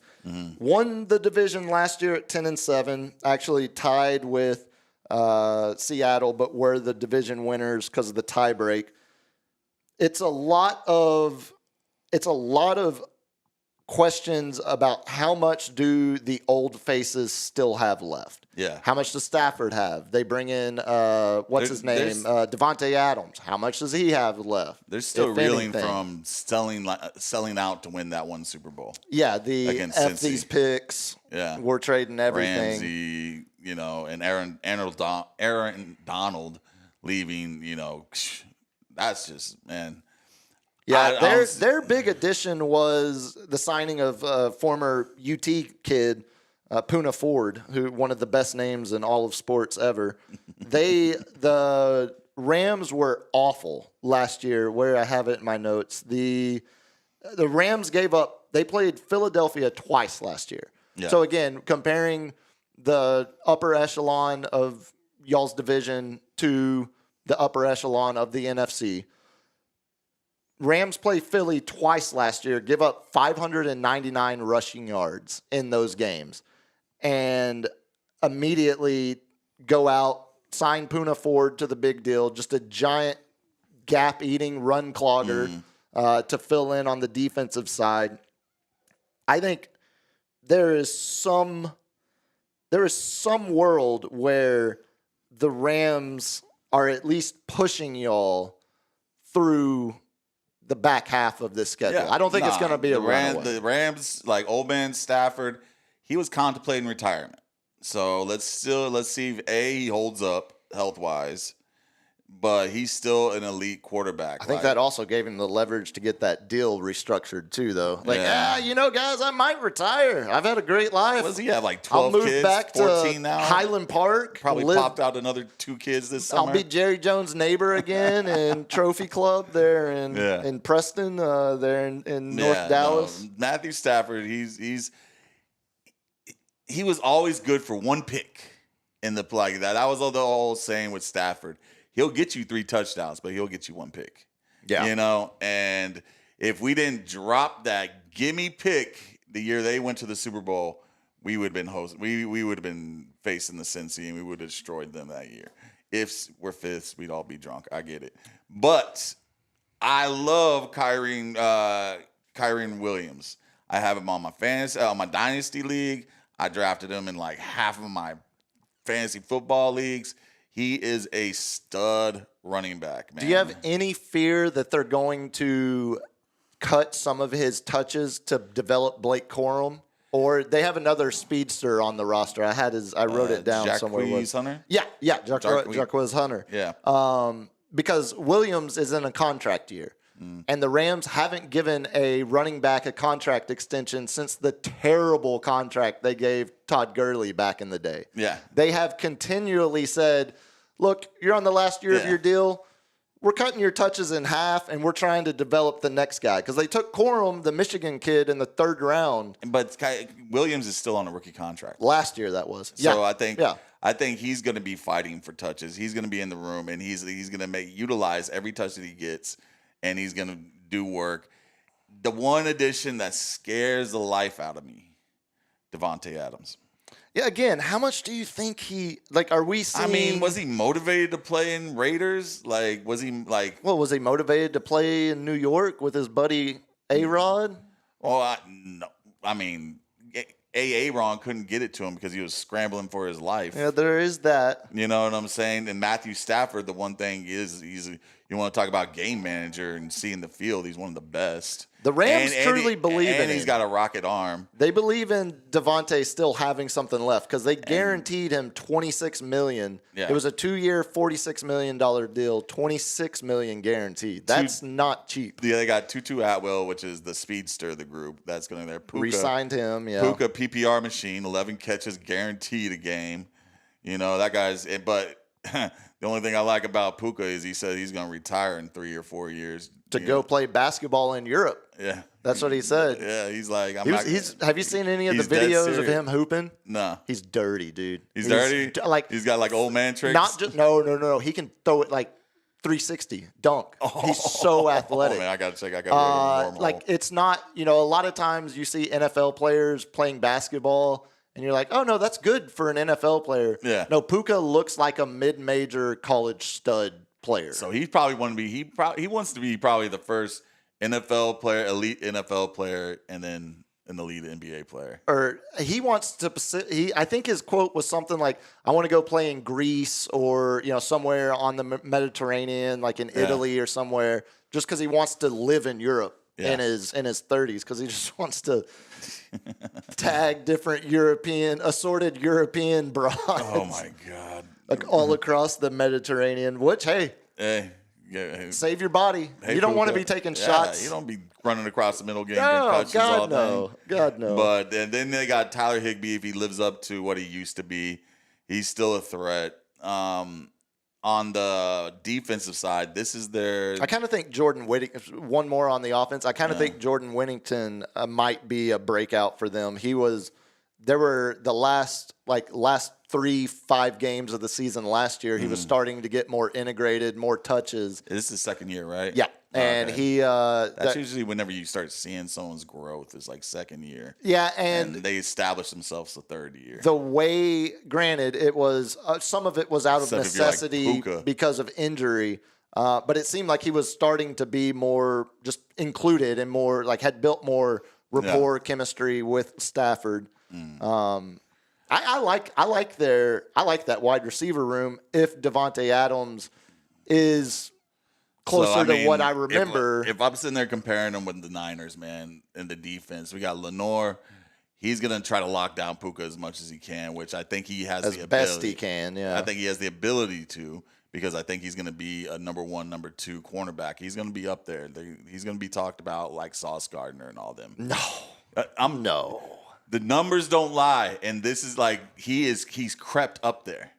And I guarantee you we're going to have to be restructuring his contract next year after he has an incredible season. So that's going to be our next one. You know what I'm saying? Because that's what happens with the Niners. We just have too good of talent, and they all not enough money to go around. No, go ahead. No. What was that? I'm laughing at Lenore's coverage grade according to PFF. He's not even top 40. He's not even top 40. No, his overall grade, he's 70th. His coverage grade, he's 41st. Look at run defense, which doesn't matter for a corner. He's 82nd. Look up the stats of him covering the top receivers last year. Well, I would assume a lot of that was done against. So he is 25th in snap count from last year. He played a lot. 20. That's good. That's good. That's something to be happy about. He stayed on the field a lot. There's gonna be a water ball thrown at your head. There just might be some overvaluing of some of these guys. Lenore, but back to the Rams who play at 3-4-D. They got a lot of young studs. You know what I'm saying? Would you rather have their receiving room or yours? That's a tough one. Is it though?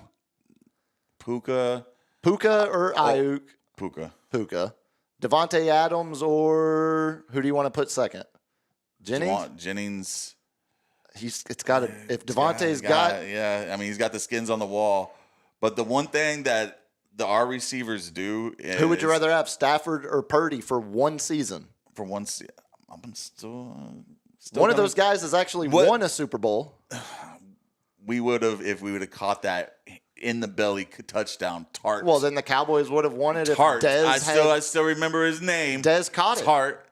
That would have been you would have just got to the NFC Championship. You wouldn't have. If we're extrapolating out with no evidence, then we would have won the Super Bowl. If Dak hadn't snapped the ankle, if it hadn't just been a cramp, they would have won it. All right. It's very easy to say that. Back to the Rams. Who would I rather have? Technically, yes, on paper, they have it. But I still think Ayuk is just a beast on the route runner. They block for each other. And with Kyle Shanahan's scheme with Christian McCaffrey and the throwouts and stuff like that, where he relies on his receivers to block. You know what I'm saying? George Kittle can we put him with the wide receiver room? You know? He definitely gives you all the tight end advantage over the Rams. So, that's the whole thing is they all block elite.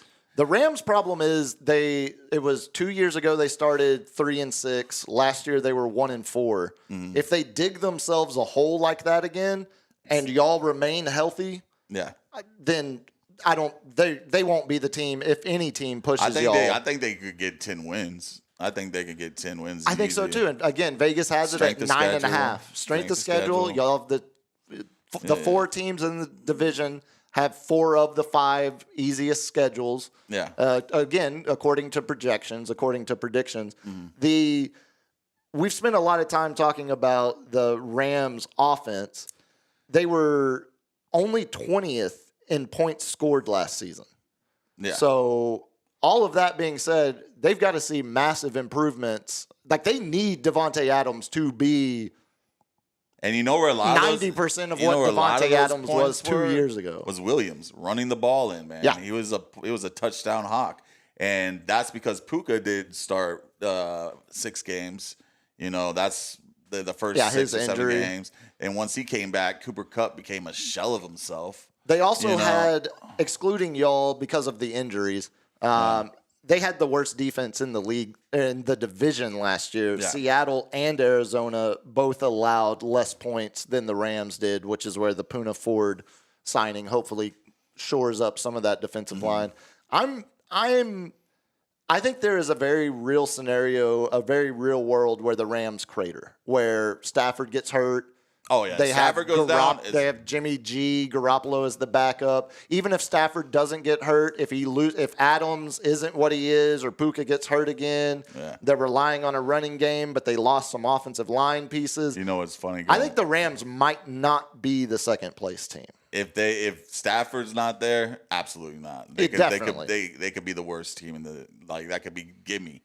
But you know who did, on a funny note, back to the Niners, who's shining in camp for 2 days just because Purdy had to go for personal reasons, leave camp.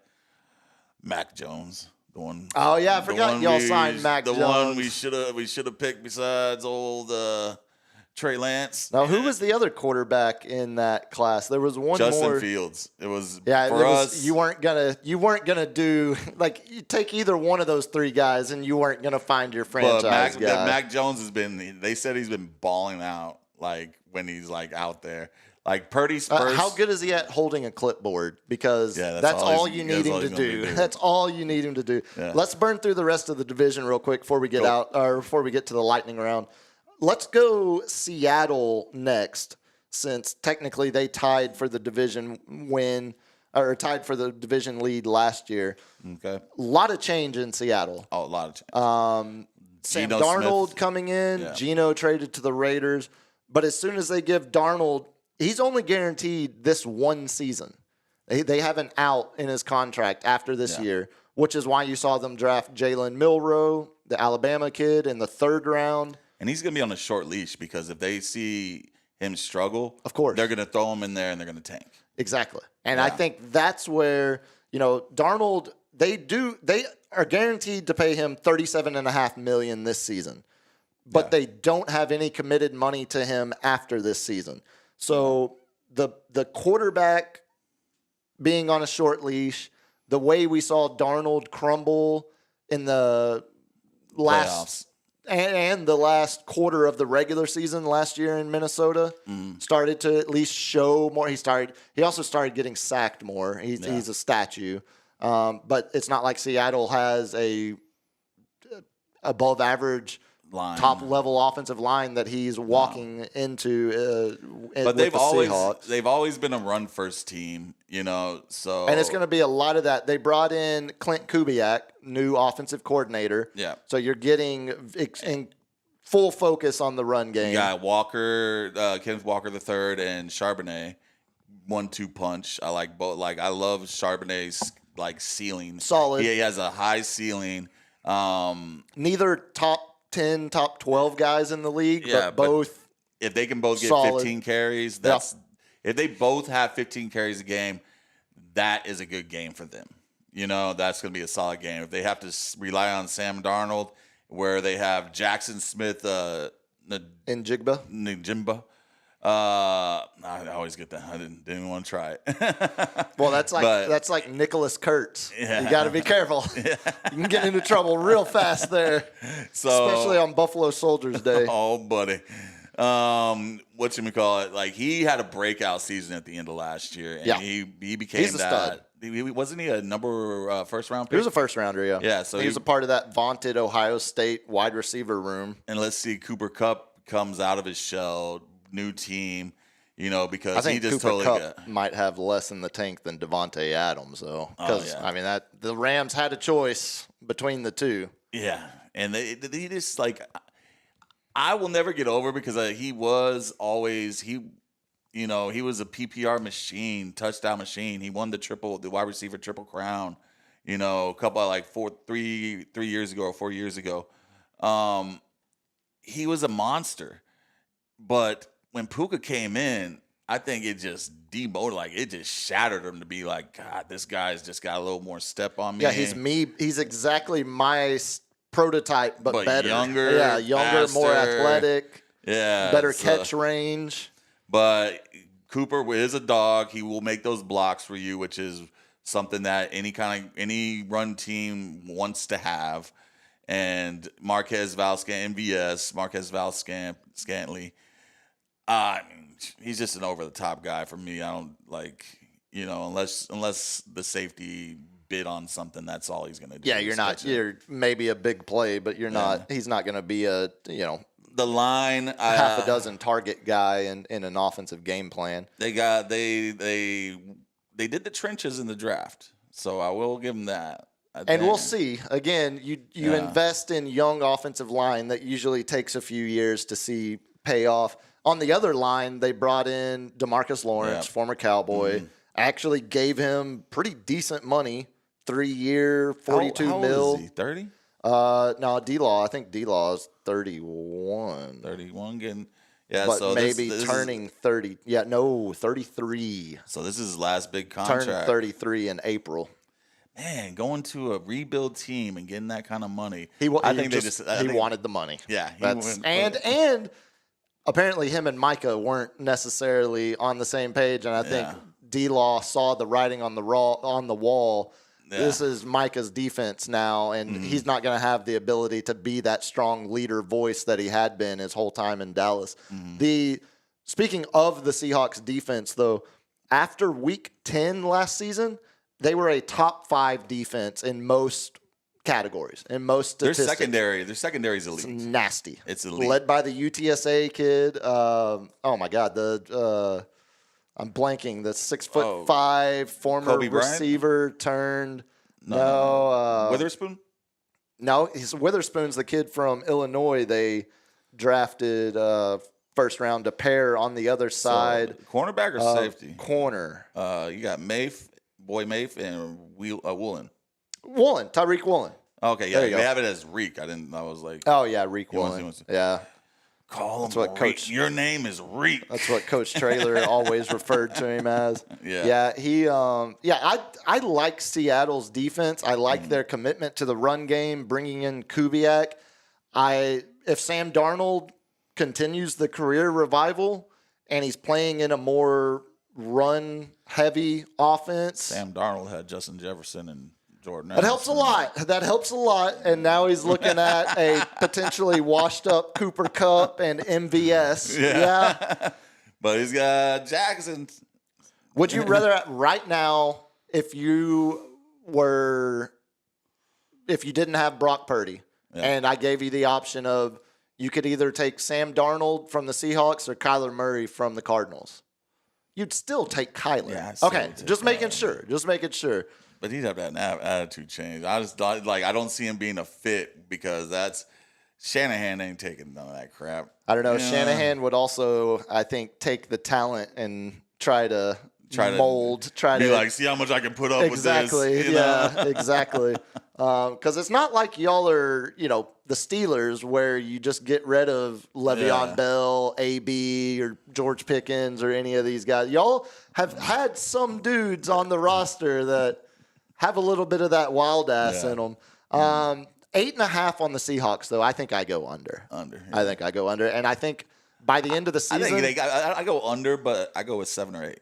I think this whole division is right there at 9-8 or 8-9. Yeah. They're going to beat up on bad teams on the schedule. They're going to get beat up by the division, I think. Yeah, exactly. I think the division's going to beat them up. They're going to be the whipping boy this year. Yeah, them and Arizona split.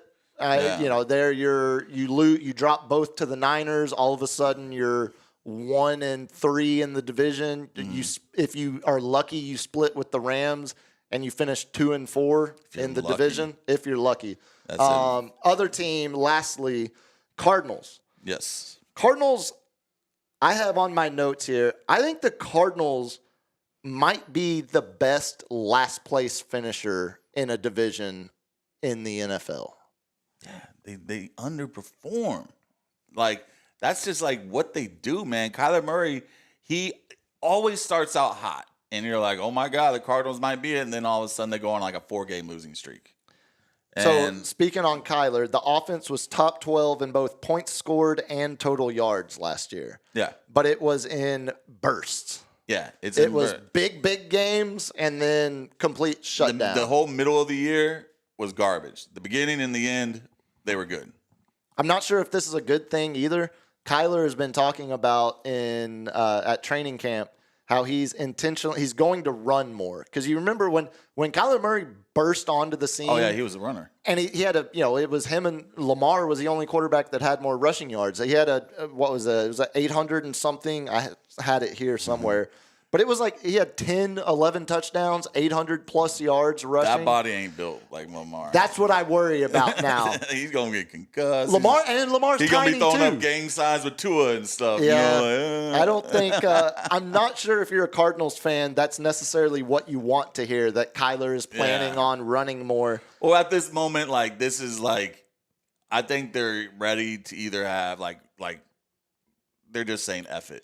They're like run or get another quarterback. Yeah, this is a prove it. This is the last year of this head coach. If they're not playoff, like not even playoff contention. If you're not a playoff team, we're starting the cycle over again. We're cleaning house. Mm-hmm. Kyler is about the only name that's potentially safe, and we're starting all over. It doesn't feel potentially safe. I think he's one of the names that's going to be on the chopping block where they draft a rookie in there, and Kyler's going to get all pissy. There's just too much dead money in that deal. Yeah. I mean, that extension he has. But they want what he's got 2 more years on the contract because they signed him. I think it's more than that. I think it's 3. It was a 5-year deal. Yeah, and that was 2 years ago. And this is the 3rd year. I think so.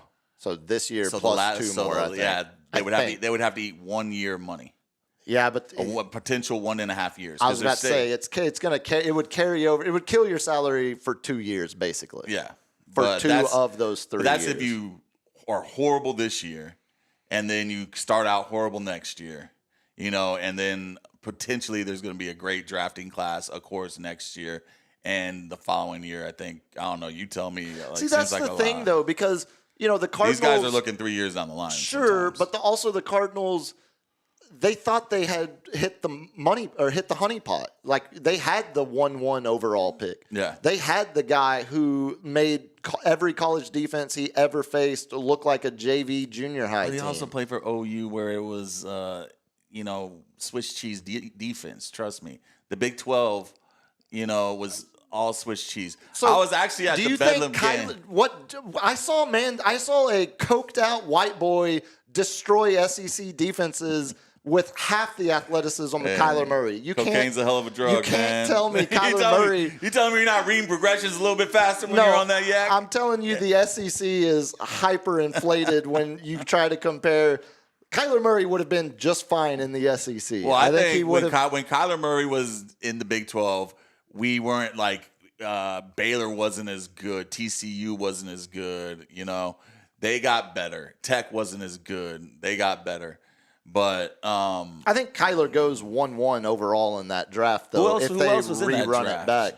That's a good question. I wanted to see if anybody was Kyler Murray. Because Burrow was the year after Kyler Murray. Yeah, and that's where it does kind of hurt you when you compare. It's like the NBA, like the Hawks winning the lottery the year after Wemby. Yeah. Congratulations, you get Zachary Ricochet. It really does all kind of come down to what year you went. So that was the 2019 draft, and there were 11 quarterbacks taken. The top picks were Kyler 1, Nick Bosa to y'all 2 overall. And then the next quarterback taken was Daniel Jones, 6th to the Giants.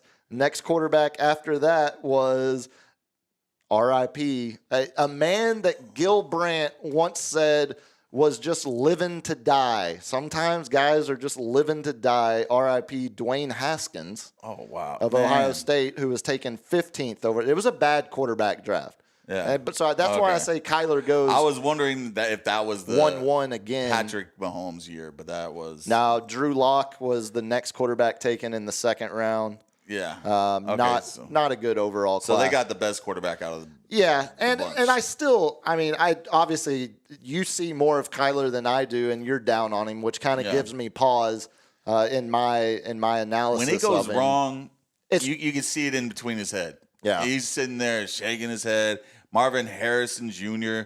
If there's any hope for Kyler. For my dynasty, I hope he has a breakout year. If there's any hope for Kyler, it's Marvin Harrison Jr. Yeah, but then that could be James Conner, even though he is solid.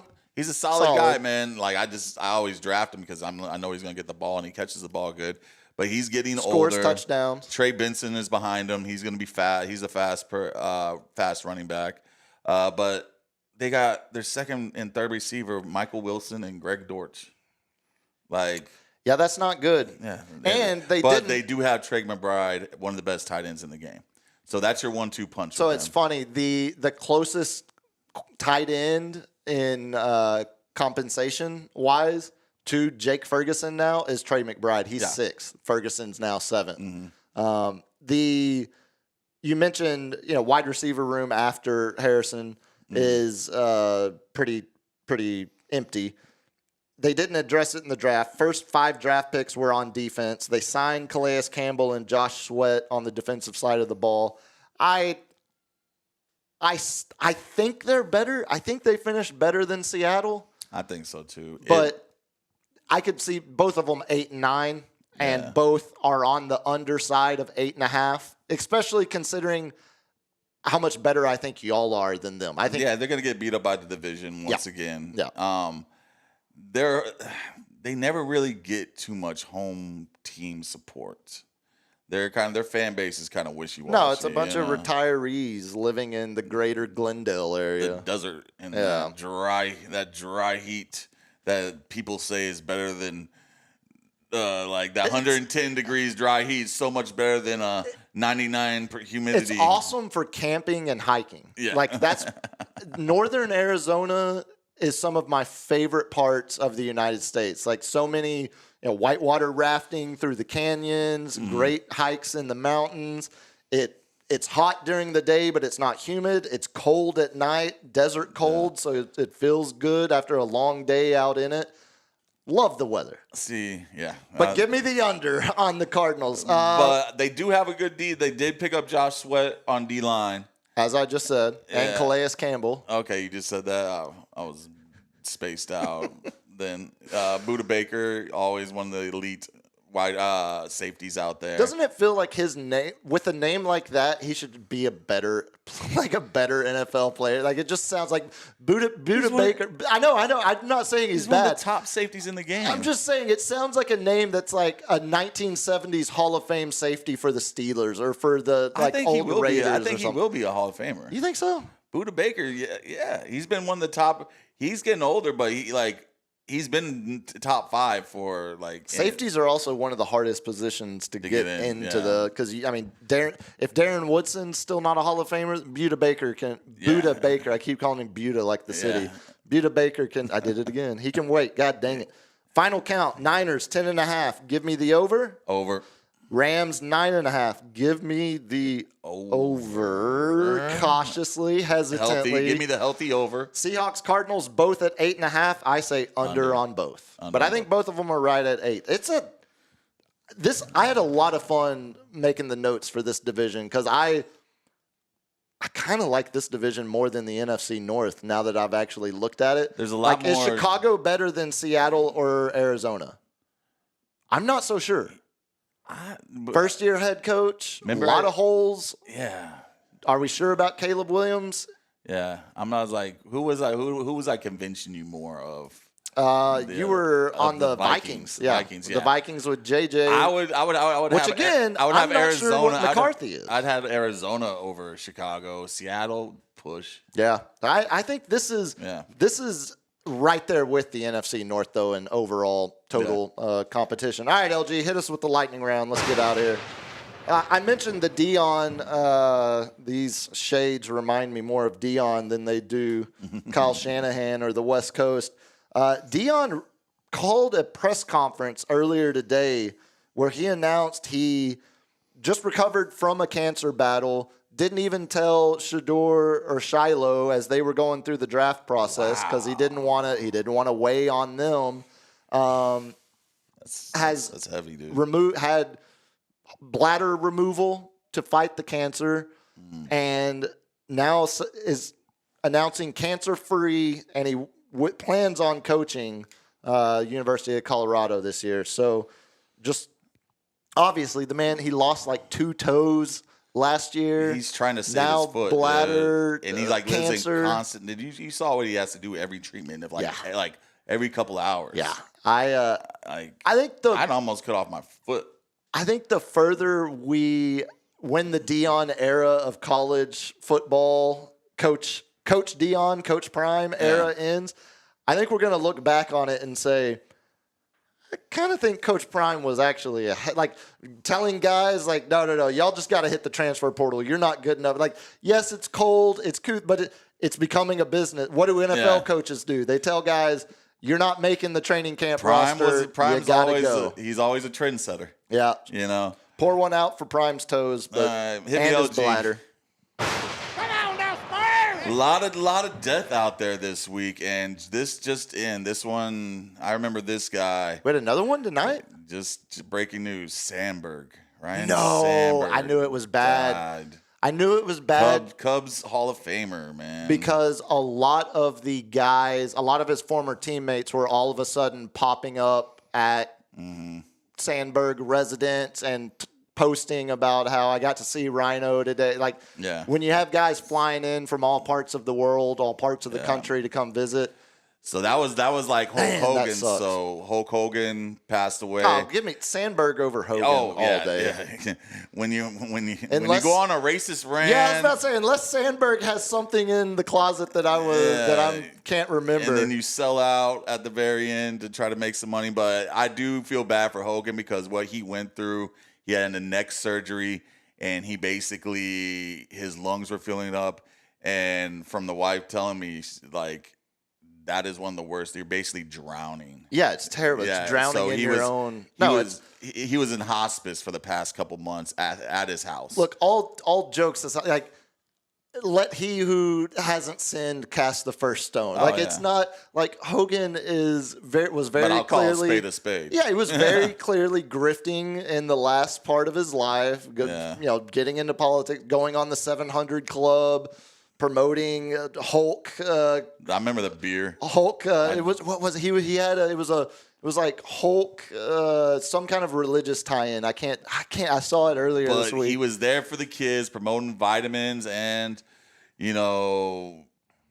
say your prayers, all that. He was a truly transformed wrestling. And he also didn't want his daughter dating a black man. Yeah, and unfortunately. This would have been a lot sadder if this was terrible 10 years ago. To describe said black man. So, I mean, the truth came out a little bit, but he did do good things, and I will recognize him.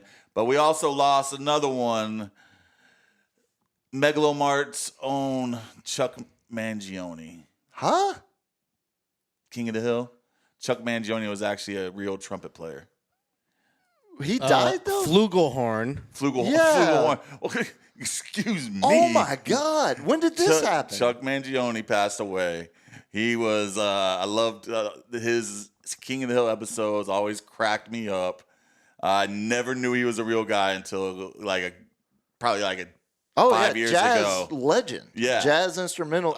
Didn't listen to a lot of jazz, surprisingly, But Miles Davis gets the girls in the upper deck at Yankee Stadium ready to go.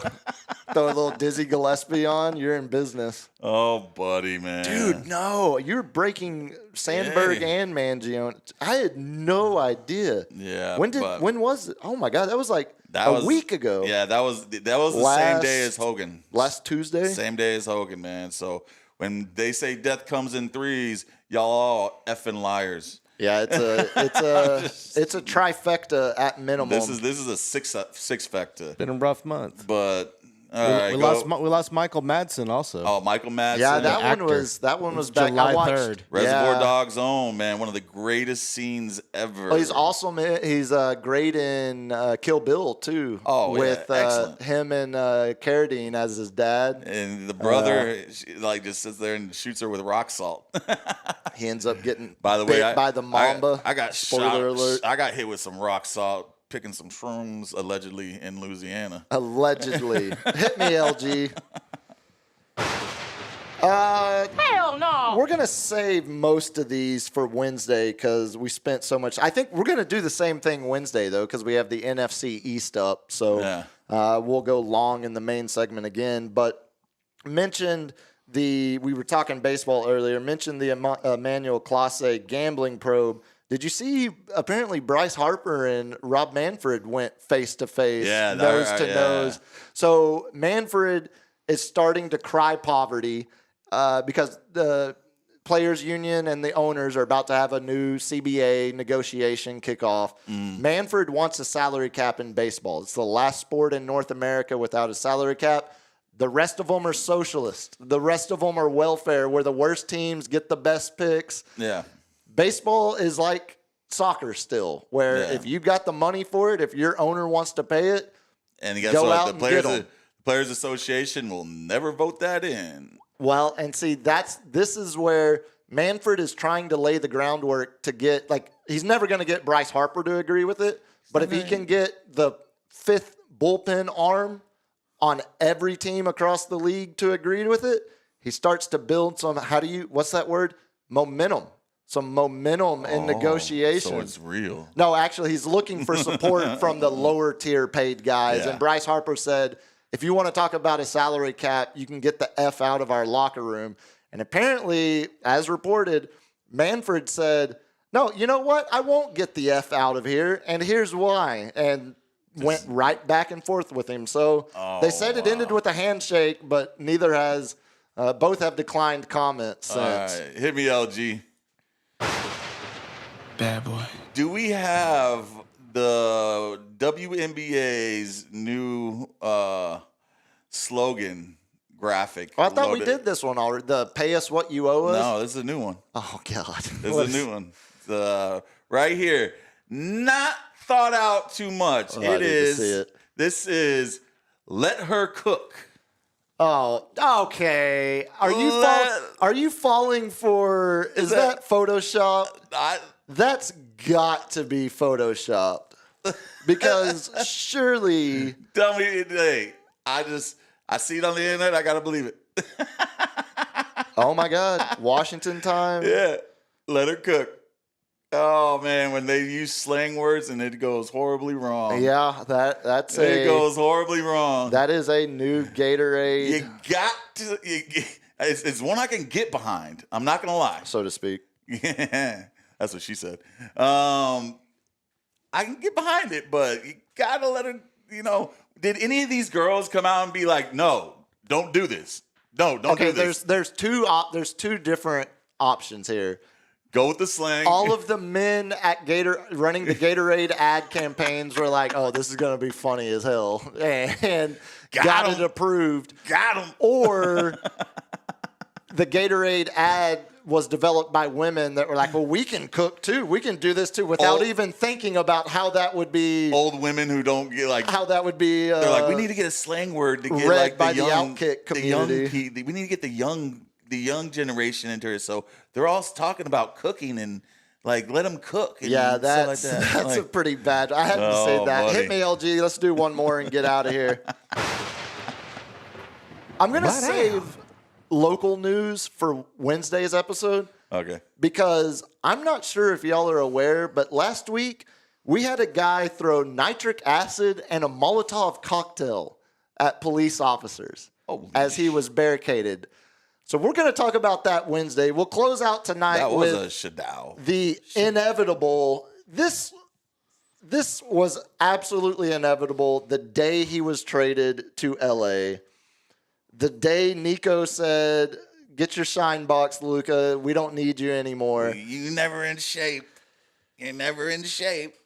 Speaking of good PR and good advertising and having good people around you, someone in Luka's camp said, as soon as you start to show any signs of being shredded and in the best shape of your life, we're going to do a Men's Health cover story. And we're going to give you that money.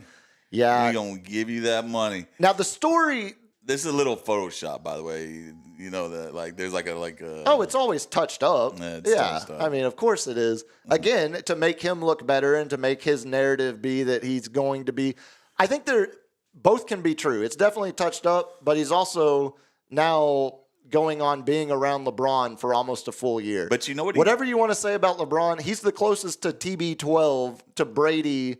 No one at his age, no one at Brady's age had ever done what he did.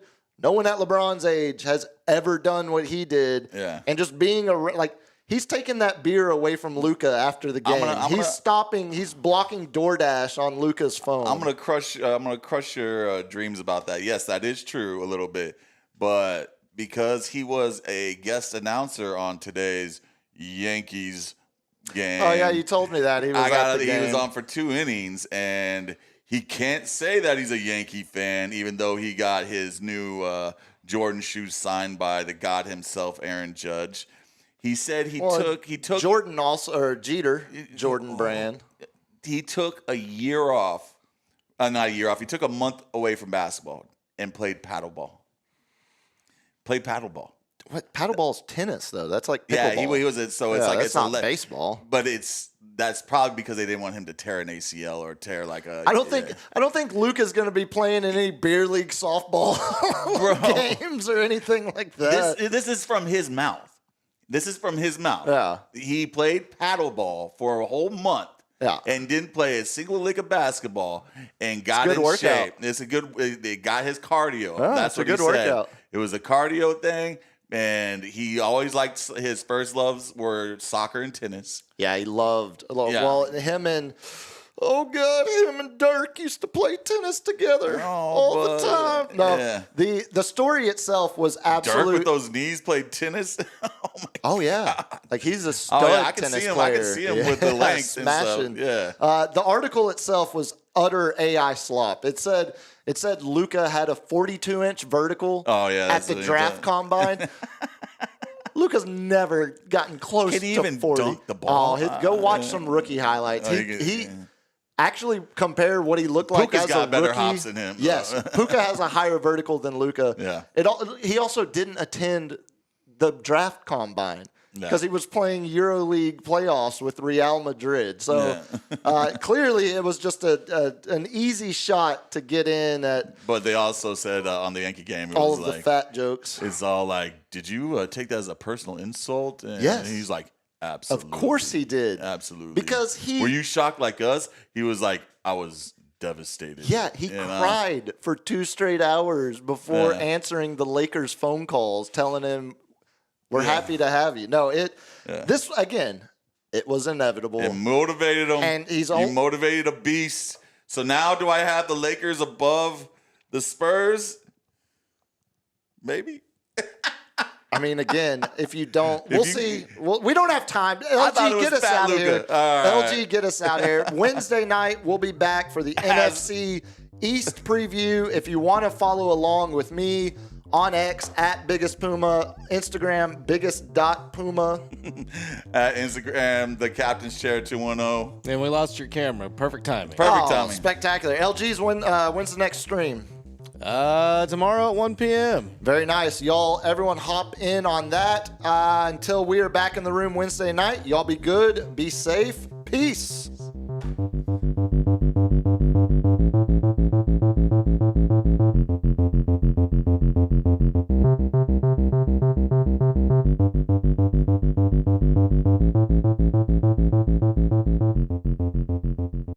Kids, what do we say about drugs? Only thugs use drugs. Say no to drugs. Yeah!